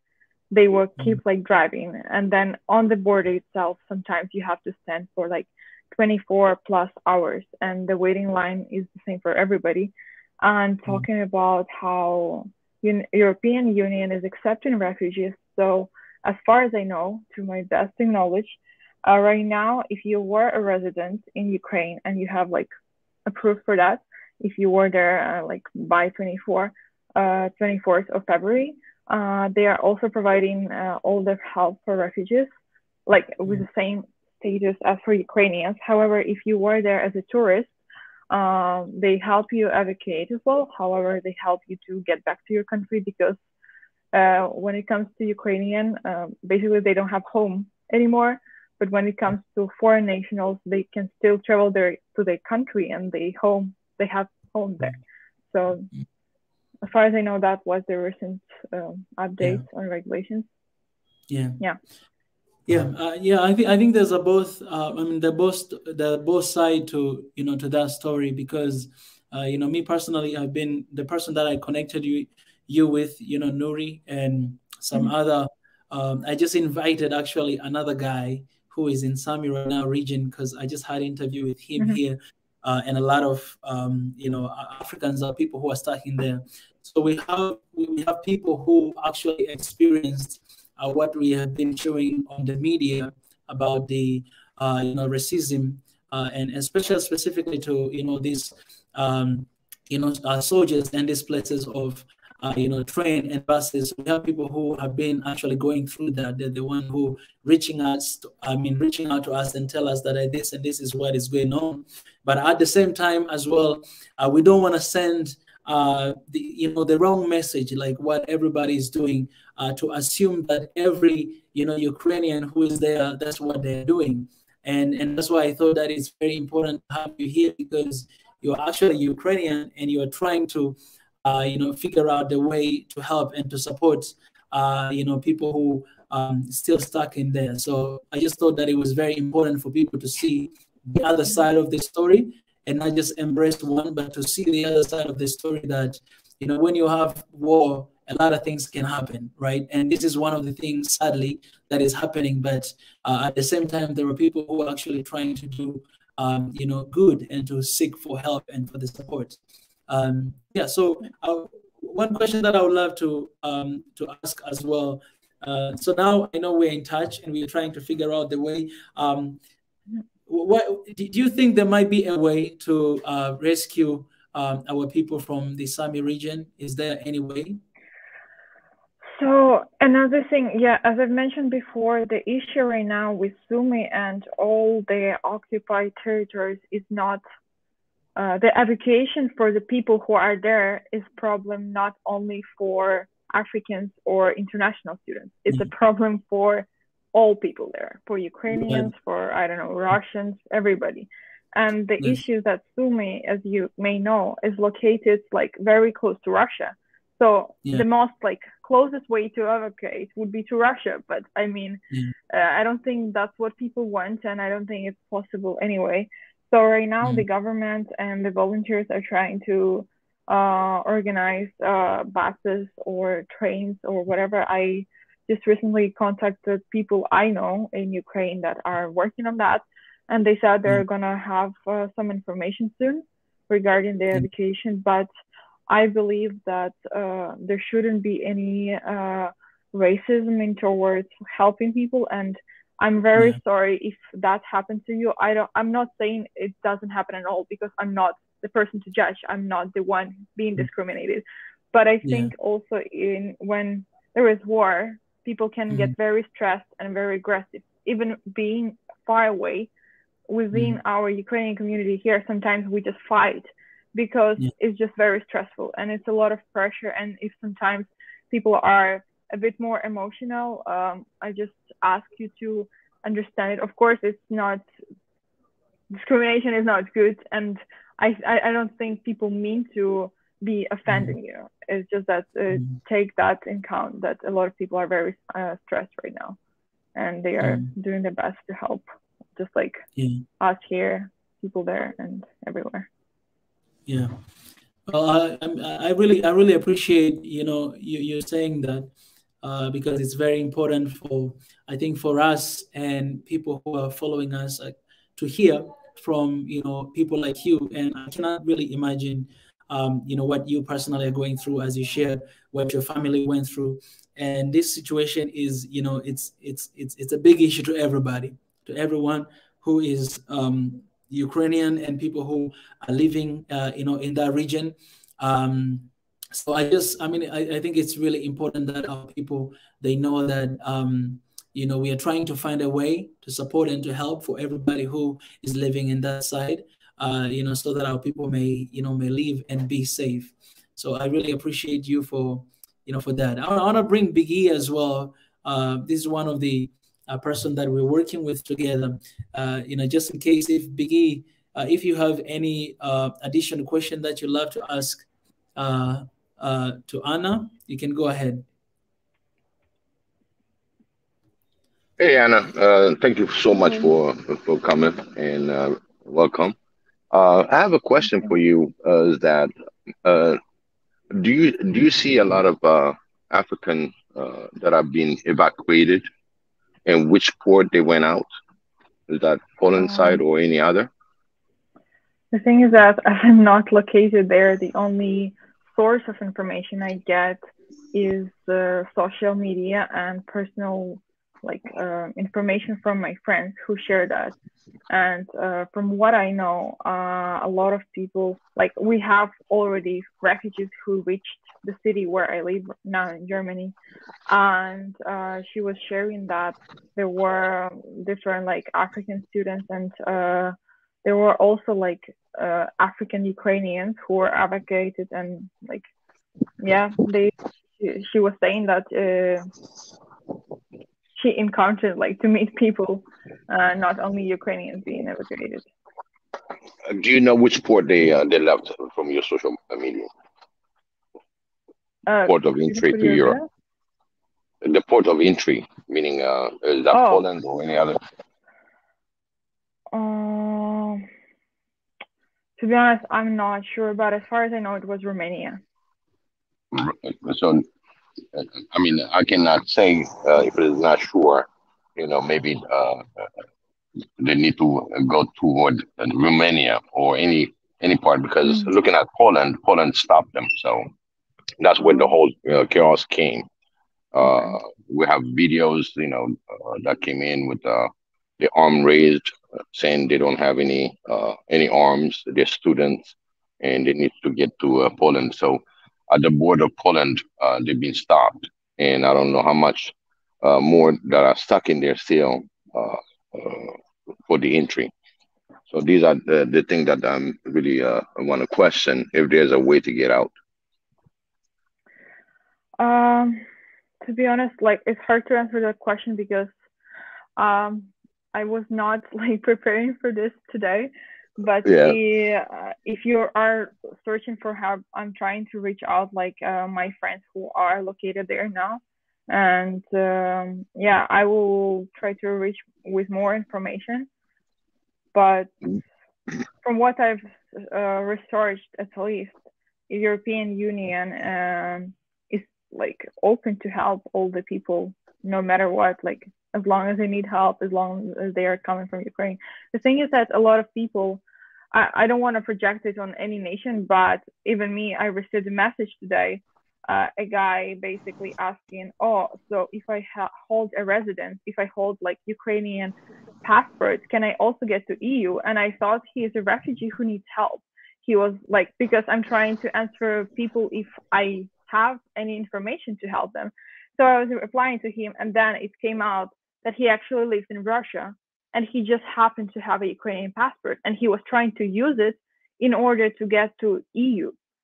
So it was, for me, it is like I don't know, it's a very dirty thing to do, because you live in Moscow and you're just trying to use the situation and like use the opportunity of vulnerable people who actually need help in order to gain your own benefits. And of course, it's not an excuse, but I think maybe EU is trying to protect from people like that from using the situation, and that's why they have like regulations on how they, if it's a refugee who is coming from a different nation, they help them to reach their house instead of giving them an opportunity to stay in EU. So yeah, that's what I can say from my personal experience. Yeah, you call those opportunists. So, Yeah. I mean, in this kind of condition and situations, of course, there are people that try to take advantage of the system entering EU. But these are the ones that are stuck, students and all that are in Ukraine. Like you said, you know, there's African Ukrainian that are in the same boat. So that means still the war raging, and people are really scared for their life and trying to get out. But again, you know, if you have some solid information that we can really have in this platform, where we can tell, hey, you know, the evacuation is much easier to go to this port of entry and that port of entry, and try to put a focused way of any African diplomat can go and access. I know there are some diplomats that are on those port of entry, different nation, but it's not really for sure. I know for sure the Nigerian is out there, but Ethiopia is offering it from Berlin, but it's too far, you know, from places. You got to exit from Ukraine first. So if you find any information, or if you find somebody that can come to our show, you know, to tell us exactly their experiences, how they escaped this war, it would be, I'd really, really be grateful. Can I because we want to hear the story. Yeah, could I also ask you a question? Like, because usually, again, as far as I know, the embassies are taking care of their own like people. For example, one of my friends said that Chinese government initiated evacuation for their students, and now they have a power, like they have transportation, they have buses, but almost all Chinese students are rescued now, so they're helping other people too. So can I ask, is there anything like that? Like, is your country represented in Ukraine? Is it represented in Poland? So I think it's the best way to reach out is to reach out to like government representations in a specific country you're targeting, and maybe they can organize buses at least from the border of Poland and Ukraine, or Romania, Ukraine. Yeah, I mean, your question is where we were talking earlier about when you talk about China is one nation, okay, and it's one of the powers out there, including the embassies and everything else. But Africa's nation, we have 54 nations, and I don't see any all of them to be in Ukraine, having an embassy in Ukraine. Okay, so that's why, for example, Ethiopia said it's Berlin, the nearest embassy that they have, and different nations. So we got 54 nations trying to bring them to one representation, and that is still not what we hear from African Union yet. But as the more they take the time, imagine 54 nations identifying 54 different African. It's like trying to find buses. You're talking about one full bus that gives you 54 buses if there is all 54. So the number on where these African are located and who they are, the nation or representation is not there. So it's very hard. So Russia, India, it's one nation. It's a vast land, of course, but the continent of Africa is huge, and representation at the border to have all 54 or whatever many representation they can have. I didn't see it. Very few nations are there at the port of entries, specifically in Poland. So this, I hope that answers your question. Okay. Like what I was trying to say, of course, it's really hard to reach out to every embassy and not every country is represented, but I think the first contact point should be the embassy in case if there is one. That was my message.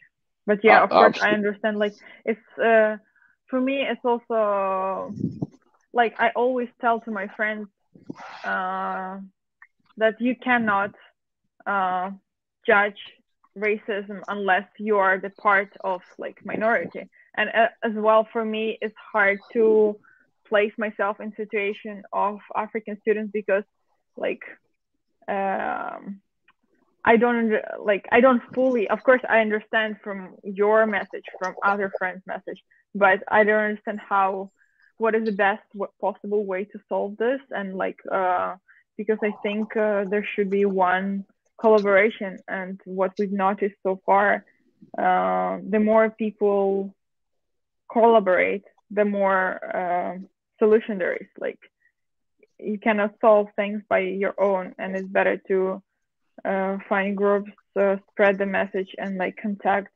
one person asking for help. That's what I think. I'm sorry if I'm not being clear. No. Yeah, the whole view from One Africa is that to save as many lives from the war, and this is where our networking trying to get people to find a very I don't believe in creating the wheel, but they're supposed to have evacuation as big as Ukraine is. They should have evacuation system. They already shown it, proven it. That they're moving all Ukrainians to different ports, but this is not happening to Africans. Now it gets really complicated now because you put in color to it, and if you put the color to it, and who's evacuated now that they have other information that they want them to participate in the war, which is really not within the Geneva Convention. They're not prisoners. They are stuck in there between wars. But at the same time, there's no paragraph where it protects them. But as there's a paragraph that as a nation they're protected on the host by the host country for the security and all that. It's there, but it's not working as fast as it should be. This is where we are. You said there are people that really went from Ukraine to Germany. So how they got out is the one that is the crucial information. How did they made it to Germany or to Poland, if there are any? The thing is that you were saying that evacuation of Ukrainians has been organized. I'm not sure if you're talking about like transport within Ukraine or outside, because if outside, yes, there are volunteers who are helping, but within Ukraine, mostly people self-organize it. They take trains, they take cars. There are different platforms like BlaBlaCar that are dedicated to that, to finding somebody like going the same direction so you can find people. But as far as I know, like evacuation with buses is only organized for the cities fully occupied. And again, there were, how do you call that? Russia and Ukraine was having this discussion recently, and they were trying to evacuate people from Irpin, which is near Kiev. And that was agreed that there are going to be bus sent, but then when the evacuation, like the official evacuation started, they started bombing. And that's why a lot of people died while being evacuated. So what I also believe is that sometimes in some cities right now, it's better to stay inside and not move, because there is a danger of being injured while you are on the way. So in case of Sumy, I think for now it's better to keep in shelters, and it's safer than moving around, because a lot of passengers in vehicles and cars are also being attacked by Russian army. Oh, but I want to ask you this as well, Anna. Is there right now, you know that Sumy is it's kind of like very dangerous right now, and there's a lot of people are still stuck in there. Is there, like, from your knowledge, is there any effort, you know, by whatever, if it is EU or other organization, to take people away from that place right now? Well, from what I know, there is, for every city that is has been bombed, and a lot of people are facing humanitarian crisis because there is no supply of water. They are trying to create green corridors, or calls, from Ukrainian side, but the issue right now is also that Russian government, Russian army is not allowing to do that. And even if they do, it's not always safe, because from my perspective, Russia is also a very propagandic country that wants to create their own green corridors, and they want to film it on cameras and show it and use that we are the nice people. We don't shoot. So we organize this green corridor. And that's the reason they are not letting Ukrainians do that. So there is a big issue, like in terms of political agreements as well, because what Ukraine asks for all the citizens, all the people, they want to evacuate them, they want to provide humanitarian help, but sometimes it's just hard because Russian troops don't let it happen. And this is actually, I think, what the problem with Sumy is right now. Yeah, that's the reason they haven't been able to organize the help. Okay, you know, one of the things that we are trying to do here in SN and One Africa, you know, if you've heard anything about it, is that, you know, we are trying our best not to take any sides, and at the same time we are, you know, we are standing against the war that is happening, because we know that, you know, there's a lot of people who are affected, very innocent people are dying, and our brothers and sisters who are stuck in there, they still need, you know, a way out to get out. So I really want to appreciate you for willingly, for first of all to comment in, you know, in that post that I posted on Facebook, as well, the conversation that we're still having, you know, on WhatsApp and here right now on YouTube. I want to appreciate you for, you know, the good work you're doing in the midst of the crisis. So thank you so much. And we will have here this it's not going to be the last time. And as Biggie said earlier, that anytime if there's any information that we'd love to share with our people, please let us know. We're in touch with our people who are in there in the region. We are not government organization. We're just Africans who wants the best for, you know, for our people. We believe in humanity, and we believe in ourselves as well. So we are trying everything we can to reach out to as many people as we can, to talk to them and to find opportunity or chance to rescue our people. At the same time, we are praying for this war to come an end, to stop, because you know, we don't want to see anyone continue to die because of this awful war that is going on, because it's affecting everyone and everyone is involved. We are all connected. We're human beings. So yeah, we are trying our best to do that. And, you know, thank you so much for being part of this too. Thank you. Thank you, Anna.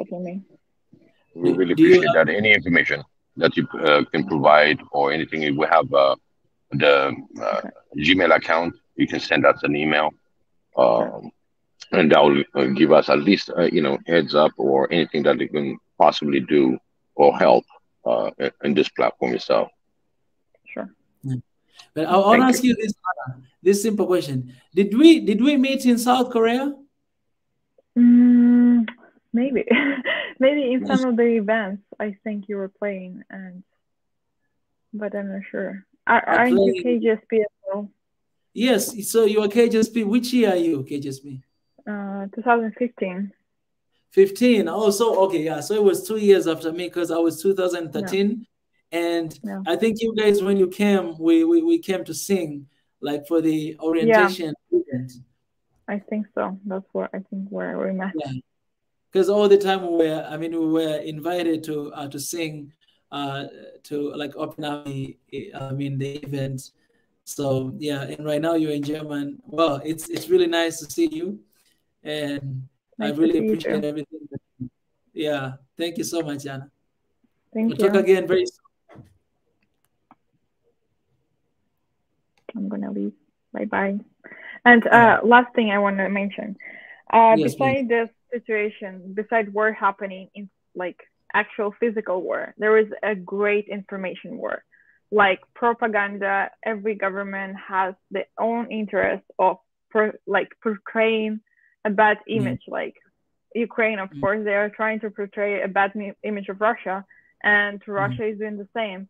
And foreign media is also doing their job. So I just ask to all of you guys, of course, if you have own personal experience, you can trust that for sure. But if there is some media blowing up something, like it's not always true, like it's not always true. You should always check the sources. You should always consider that there is a goal they're sharing this message. So of course, I'm sorry for everybody who was facing discrimination.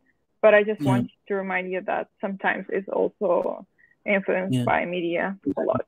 And here in our family, we first of all, we don't trust Western medias. That's the reason why we're having this, we say African media, and we are trying to find the information from the people themselves. So me personally, I don't even watch them because there's so many things. It has been like our talk for years right now. So many informations about Africa that you can see on Western media. It's always lie. Like it's always lie. A lot of things that are going on. So we don't believe at all on, because we believe they have their own agenda. They have their own stories that they want to give. So the best thing that we want to do, or the best thing that we do, we find information from the people, like having conversation with people who are in the Ukraine right now, and having conversation with the Ukrainian people like you right here. So that we may get the authentic story from the local people. We don't even care about this person is professional or not, but just getting stories from ordinary people who are living and experiencing this. So I really appreciate that you came here today. I think this will help a lot of people who are listening here as well. I think both of you you're on the same line, but for this description, be aware of the fake news. There's so many fake news. Don't be afraid. There's fake news. These are fake news. And if you don't get the, like you said, Mika, we don't get the people on the ground, you won't get the information. And like Anna, she's telling us exactly what's going on. And this is as authentic as you can get it. Somebody that really care about it. She came in and she's given her voice. We really appreciate that. This is the way we're going to need to function, because this platform didn't exist a couple of years ago. Okay, this is now. This is 2022, and don't be fooled. There's a lot of things that's happening in 2022 that people are aware of what's going on in the world. It's just they don't know how to put a solution together, because these fake news interfere with the solution finding. If you think about something and somebody will tell you, oh, it didn't work, it doesn't work. Or they'll give you all kind of a different perspective of it, and you get lost. So basically, fake news derails the solutions. If they really put all their effort and energy to save lives, wouldn't be in this predicament. So be aware of fake news. Thank you so much, Anna. Well, a lot of people are welcoming you. Someone says she is a Swahili Nation Network extended family. Thank you, Anna. And Anna, you're welcome to. Yeah, I was actually reading all the comments because there are so many of them.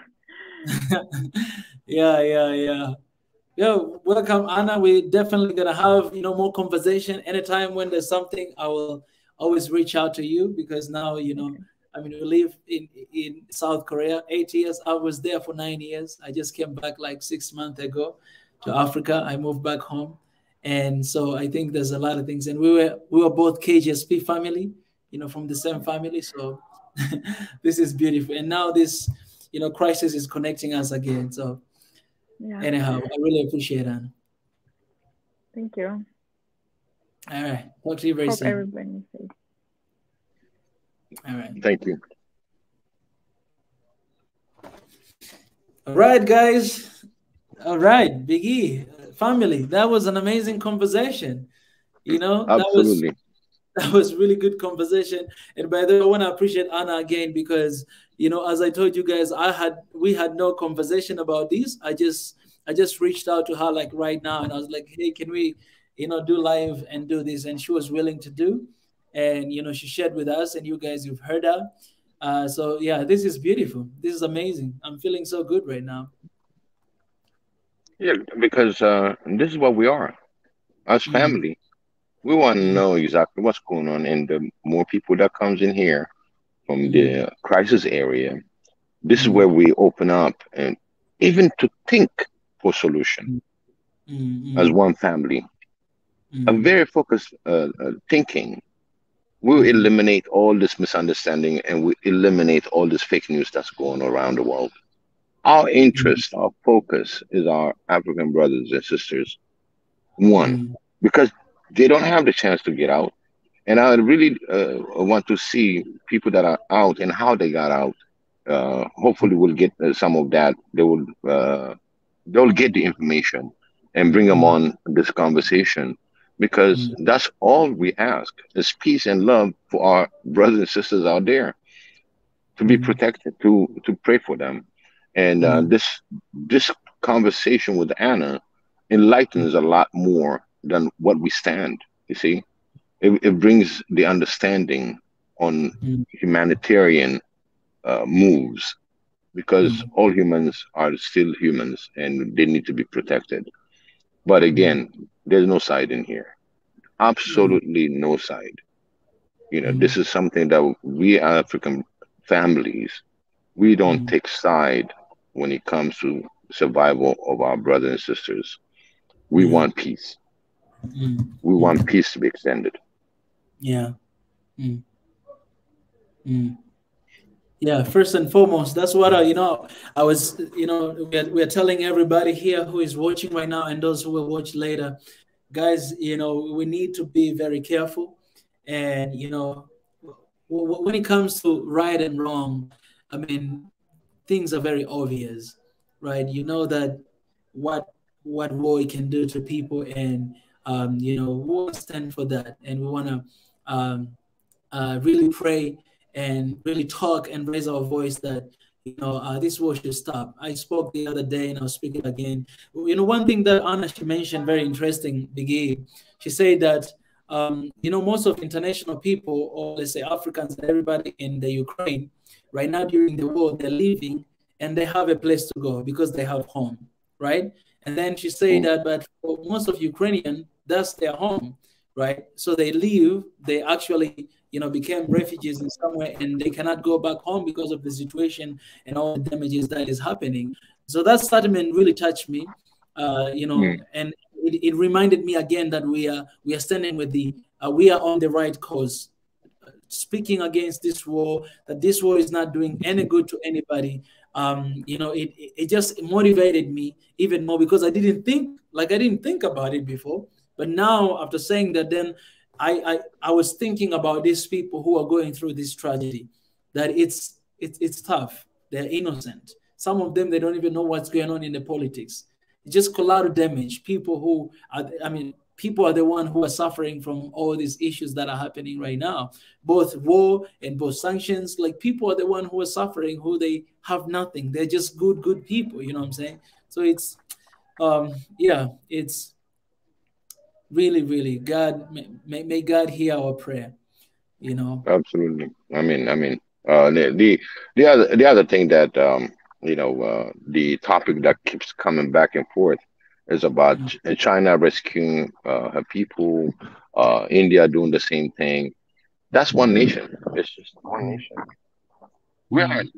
We're a continent of 54 nations. Okay, it's like saying, okay, Tanzania went out there and pulled the Africans. You know, Uh, that's the way it's supposed to be. You know, when it comes to Yeah. crisis, the unity, our border should not exist. You're saving Africans. I mean, any representation that's going to be there should have the ability to rescue as many Africans. And the African Union should have representation at the border, just like when you call China, it's African Union for us because they're not doing much into the move. But when it comes to rescue, we should have something that's going to be in place, like an emergency organization within the AU to come to the rescue. Again, we talked about the difficulties to achieve certain things in the AU because again, it's program after program, and the program now is supposed to be rescuing Africans, and it should be the main focus that any representation as AU, as an African Union members, they should be at the borders representing and taking all the Africans. Right now, I'm looking at it that if you really, like Anna mentioned, there are people that want to take advantage to be evacuated to Europe to be part of the European Union and taking advantage of that.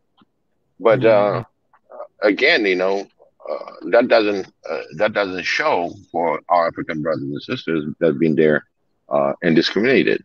It's just not something that you go to Europe.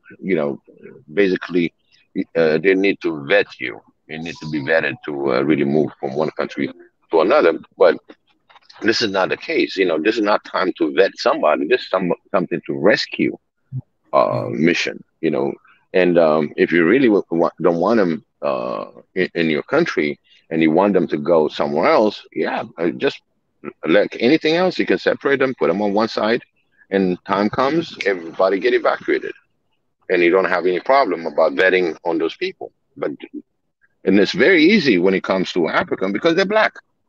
You put the black on one side and wait for the evacuation. So we'll be sending our C-17s, and military on any African continent and start moving those people. But it's not there. It's completely not there.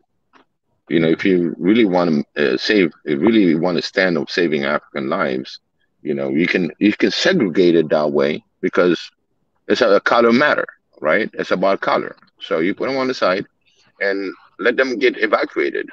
They don't need to live in your country. They want to go home. Okay. A lot of them are students. And then there's some that started life already and they are already mixed. Okay. It doesn't matter. As long as the color is black, they're going to put you on the side. You get vetted back home, if you have to. And that's, I think, it's a very easy solution for it.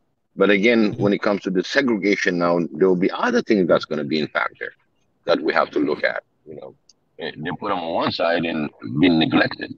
So these are the international emergency funds that can be placed in there. And even if we have to contribute as one Africa, I'm willing to contribute to that. At least to buy one ticket for one African.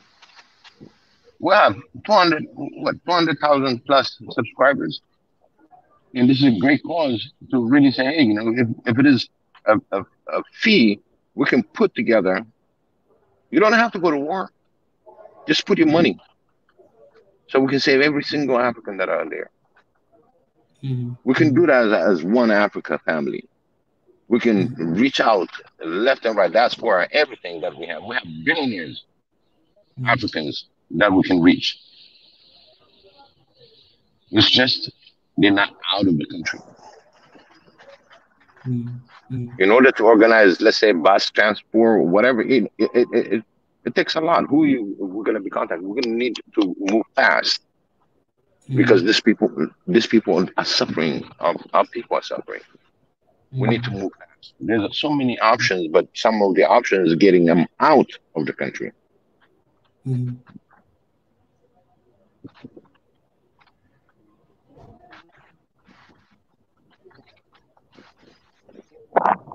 And again, another thing is I just don't want to drop the ball because of this emergency situation. It's emergency, but there's a lot of emergency within our continent that need attention. Basically, this war has been really putting a lot of sidetrack and certain mission that we need to accomplish. But keep that in mind also. Right now we're just trying to. We have time for the rest, but we don't have enough time for this. She already mentioned there's no water. Okay, there's a water shortage, and you understand what it means. Water shortage, right there. Food is scarce, so they're getting hungry, thirsty. Imagine. So let's move fast. Anybody on our family have any contact, any way to have some solution? Please come forward. We need all the help. Yeah, indeed. Well, Biggie, I want to appreciate you, my brother, the chief. We had really a nice conversation, and the conversation with our friend Anna, extended family, and we're gonna still have a conversation as well behind the scene. But what I will say again, guys, here, we really need to be very careful at this point. What we say, what we comment, we really need to be very careful because just like 2 days ago, what I told you guys, the world is watching, and people they're watching. A lot of people are going through a lot right now. So when you comment something, just think about that as well. Think about that. Don't just comment out of this side and that side, but think about the real victims and people, what they're going through, and especially for us, as our mission tells us, our people who are in there right now. So I think for that, we can be very careful of what we say, and because you never know who is reading and who is watching this. We need to be very careful with that. Otherwise, we'll hurt our people, and they'll think like, "Do you guys want us to die? Do you guys want this and that?" So we just need to be, to be very careful with what we say in this time. And if you don't have anything to say, then just pray. And even if you have something to say, keep praying as well. It's very important. Yeah. Okay. That's one thing that I want to add, Mika, is I just want to wrap up a couple of things and button into it. Is war is ugly. Okay, you can take it anywhere in the world. War is ugly. It has so much misery, so much bloodshed, and there's entities that love to see this bloodshed, and they're cashing in on it. Think about it. Okay, we don't want nobody to cash in on our African brothers and sisters out there. Take advantage of the situation. So when you write tonight or today, anytime, write One Africa, love.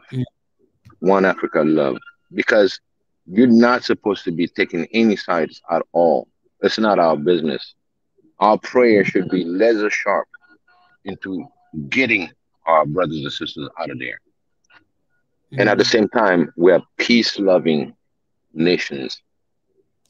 The whole continent wants peace. And think of the continent peace. Do not be sidetracked because there's a lot of fake news out there. So many of them. And this is one of the evil work where it sidetrack you concerning that Russia is right, Ukraine is right. Guess what? Your prayer is going to be zero. You're canceling it out because you already have your mind that's getting divided and you're not really focused on your prayers. You have to have a focused prayers for the safety of our African brothers and sisters out there and the children. Yeah. Do not take side. This is not our war. Do not take side. This is something that we really pray to evac our brothers and sisters out there. So keep yourself informed on somebody. If you know somebody that been on the ground and you're getting information, still you have to make sure that information is correct, because you never know which side is coming in. But we, as African One Africa family, we should know better. We should not promote, should not go side.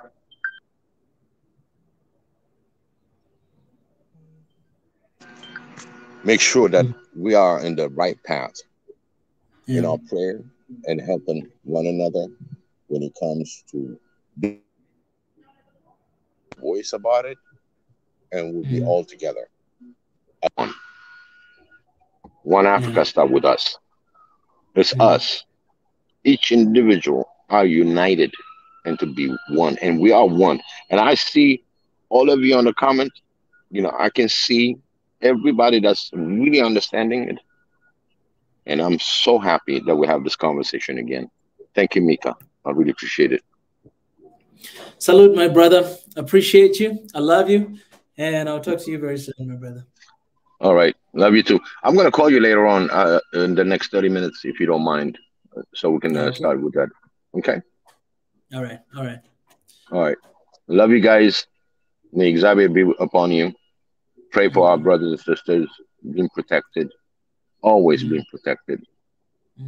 No matter what. Pray, pray, pray. I cannot tell you anything. For those who don't believe in, but just believe that you want something done for those that are stranded. Love my family. Love you guys. Thank you. Appreciate it, my brother. I guess it's a wrap. It's a wrap. Can you put a prayer? Oh yeah, yes.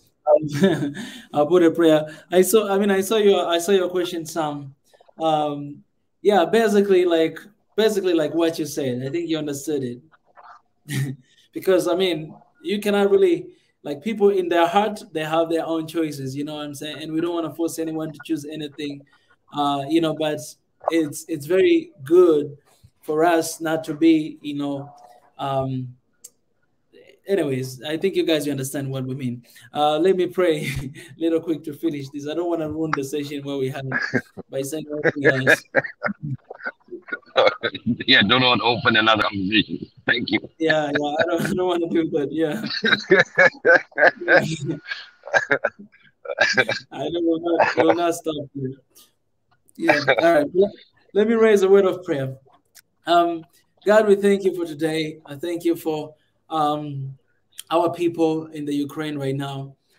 Everybody who is in that place, who are going through hardship, and some of them dying. God, we keep praying for peace, and keep praying, God, that let there be peace. And most importantly, we want our people to be safe, God. We're asking you, Lord, for the help, because you're the only one who can truly help us. You can provide the means for that. And so as we are doing action and trying to do different things, at the same time, we are relying and believing and trusting in you and asking you, God, the only one who can change the heart of man.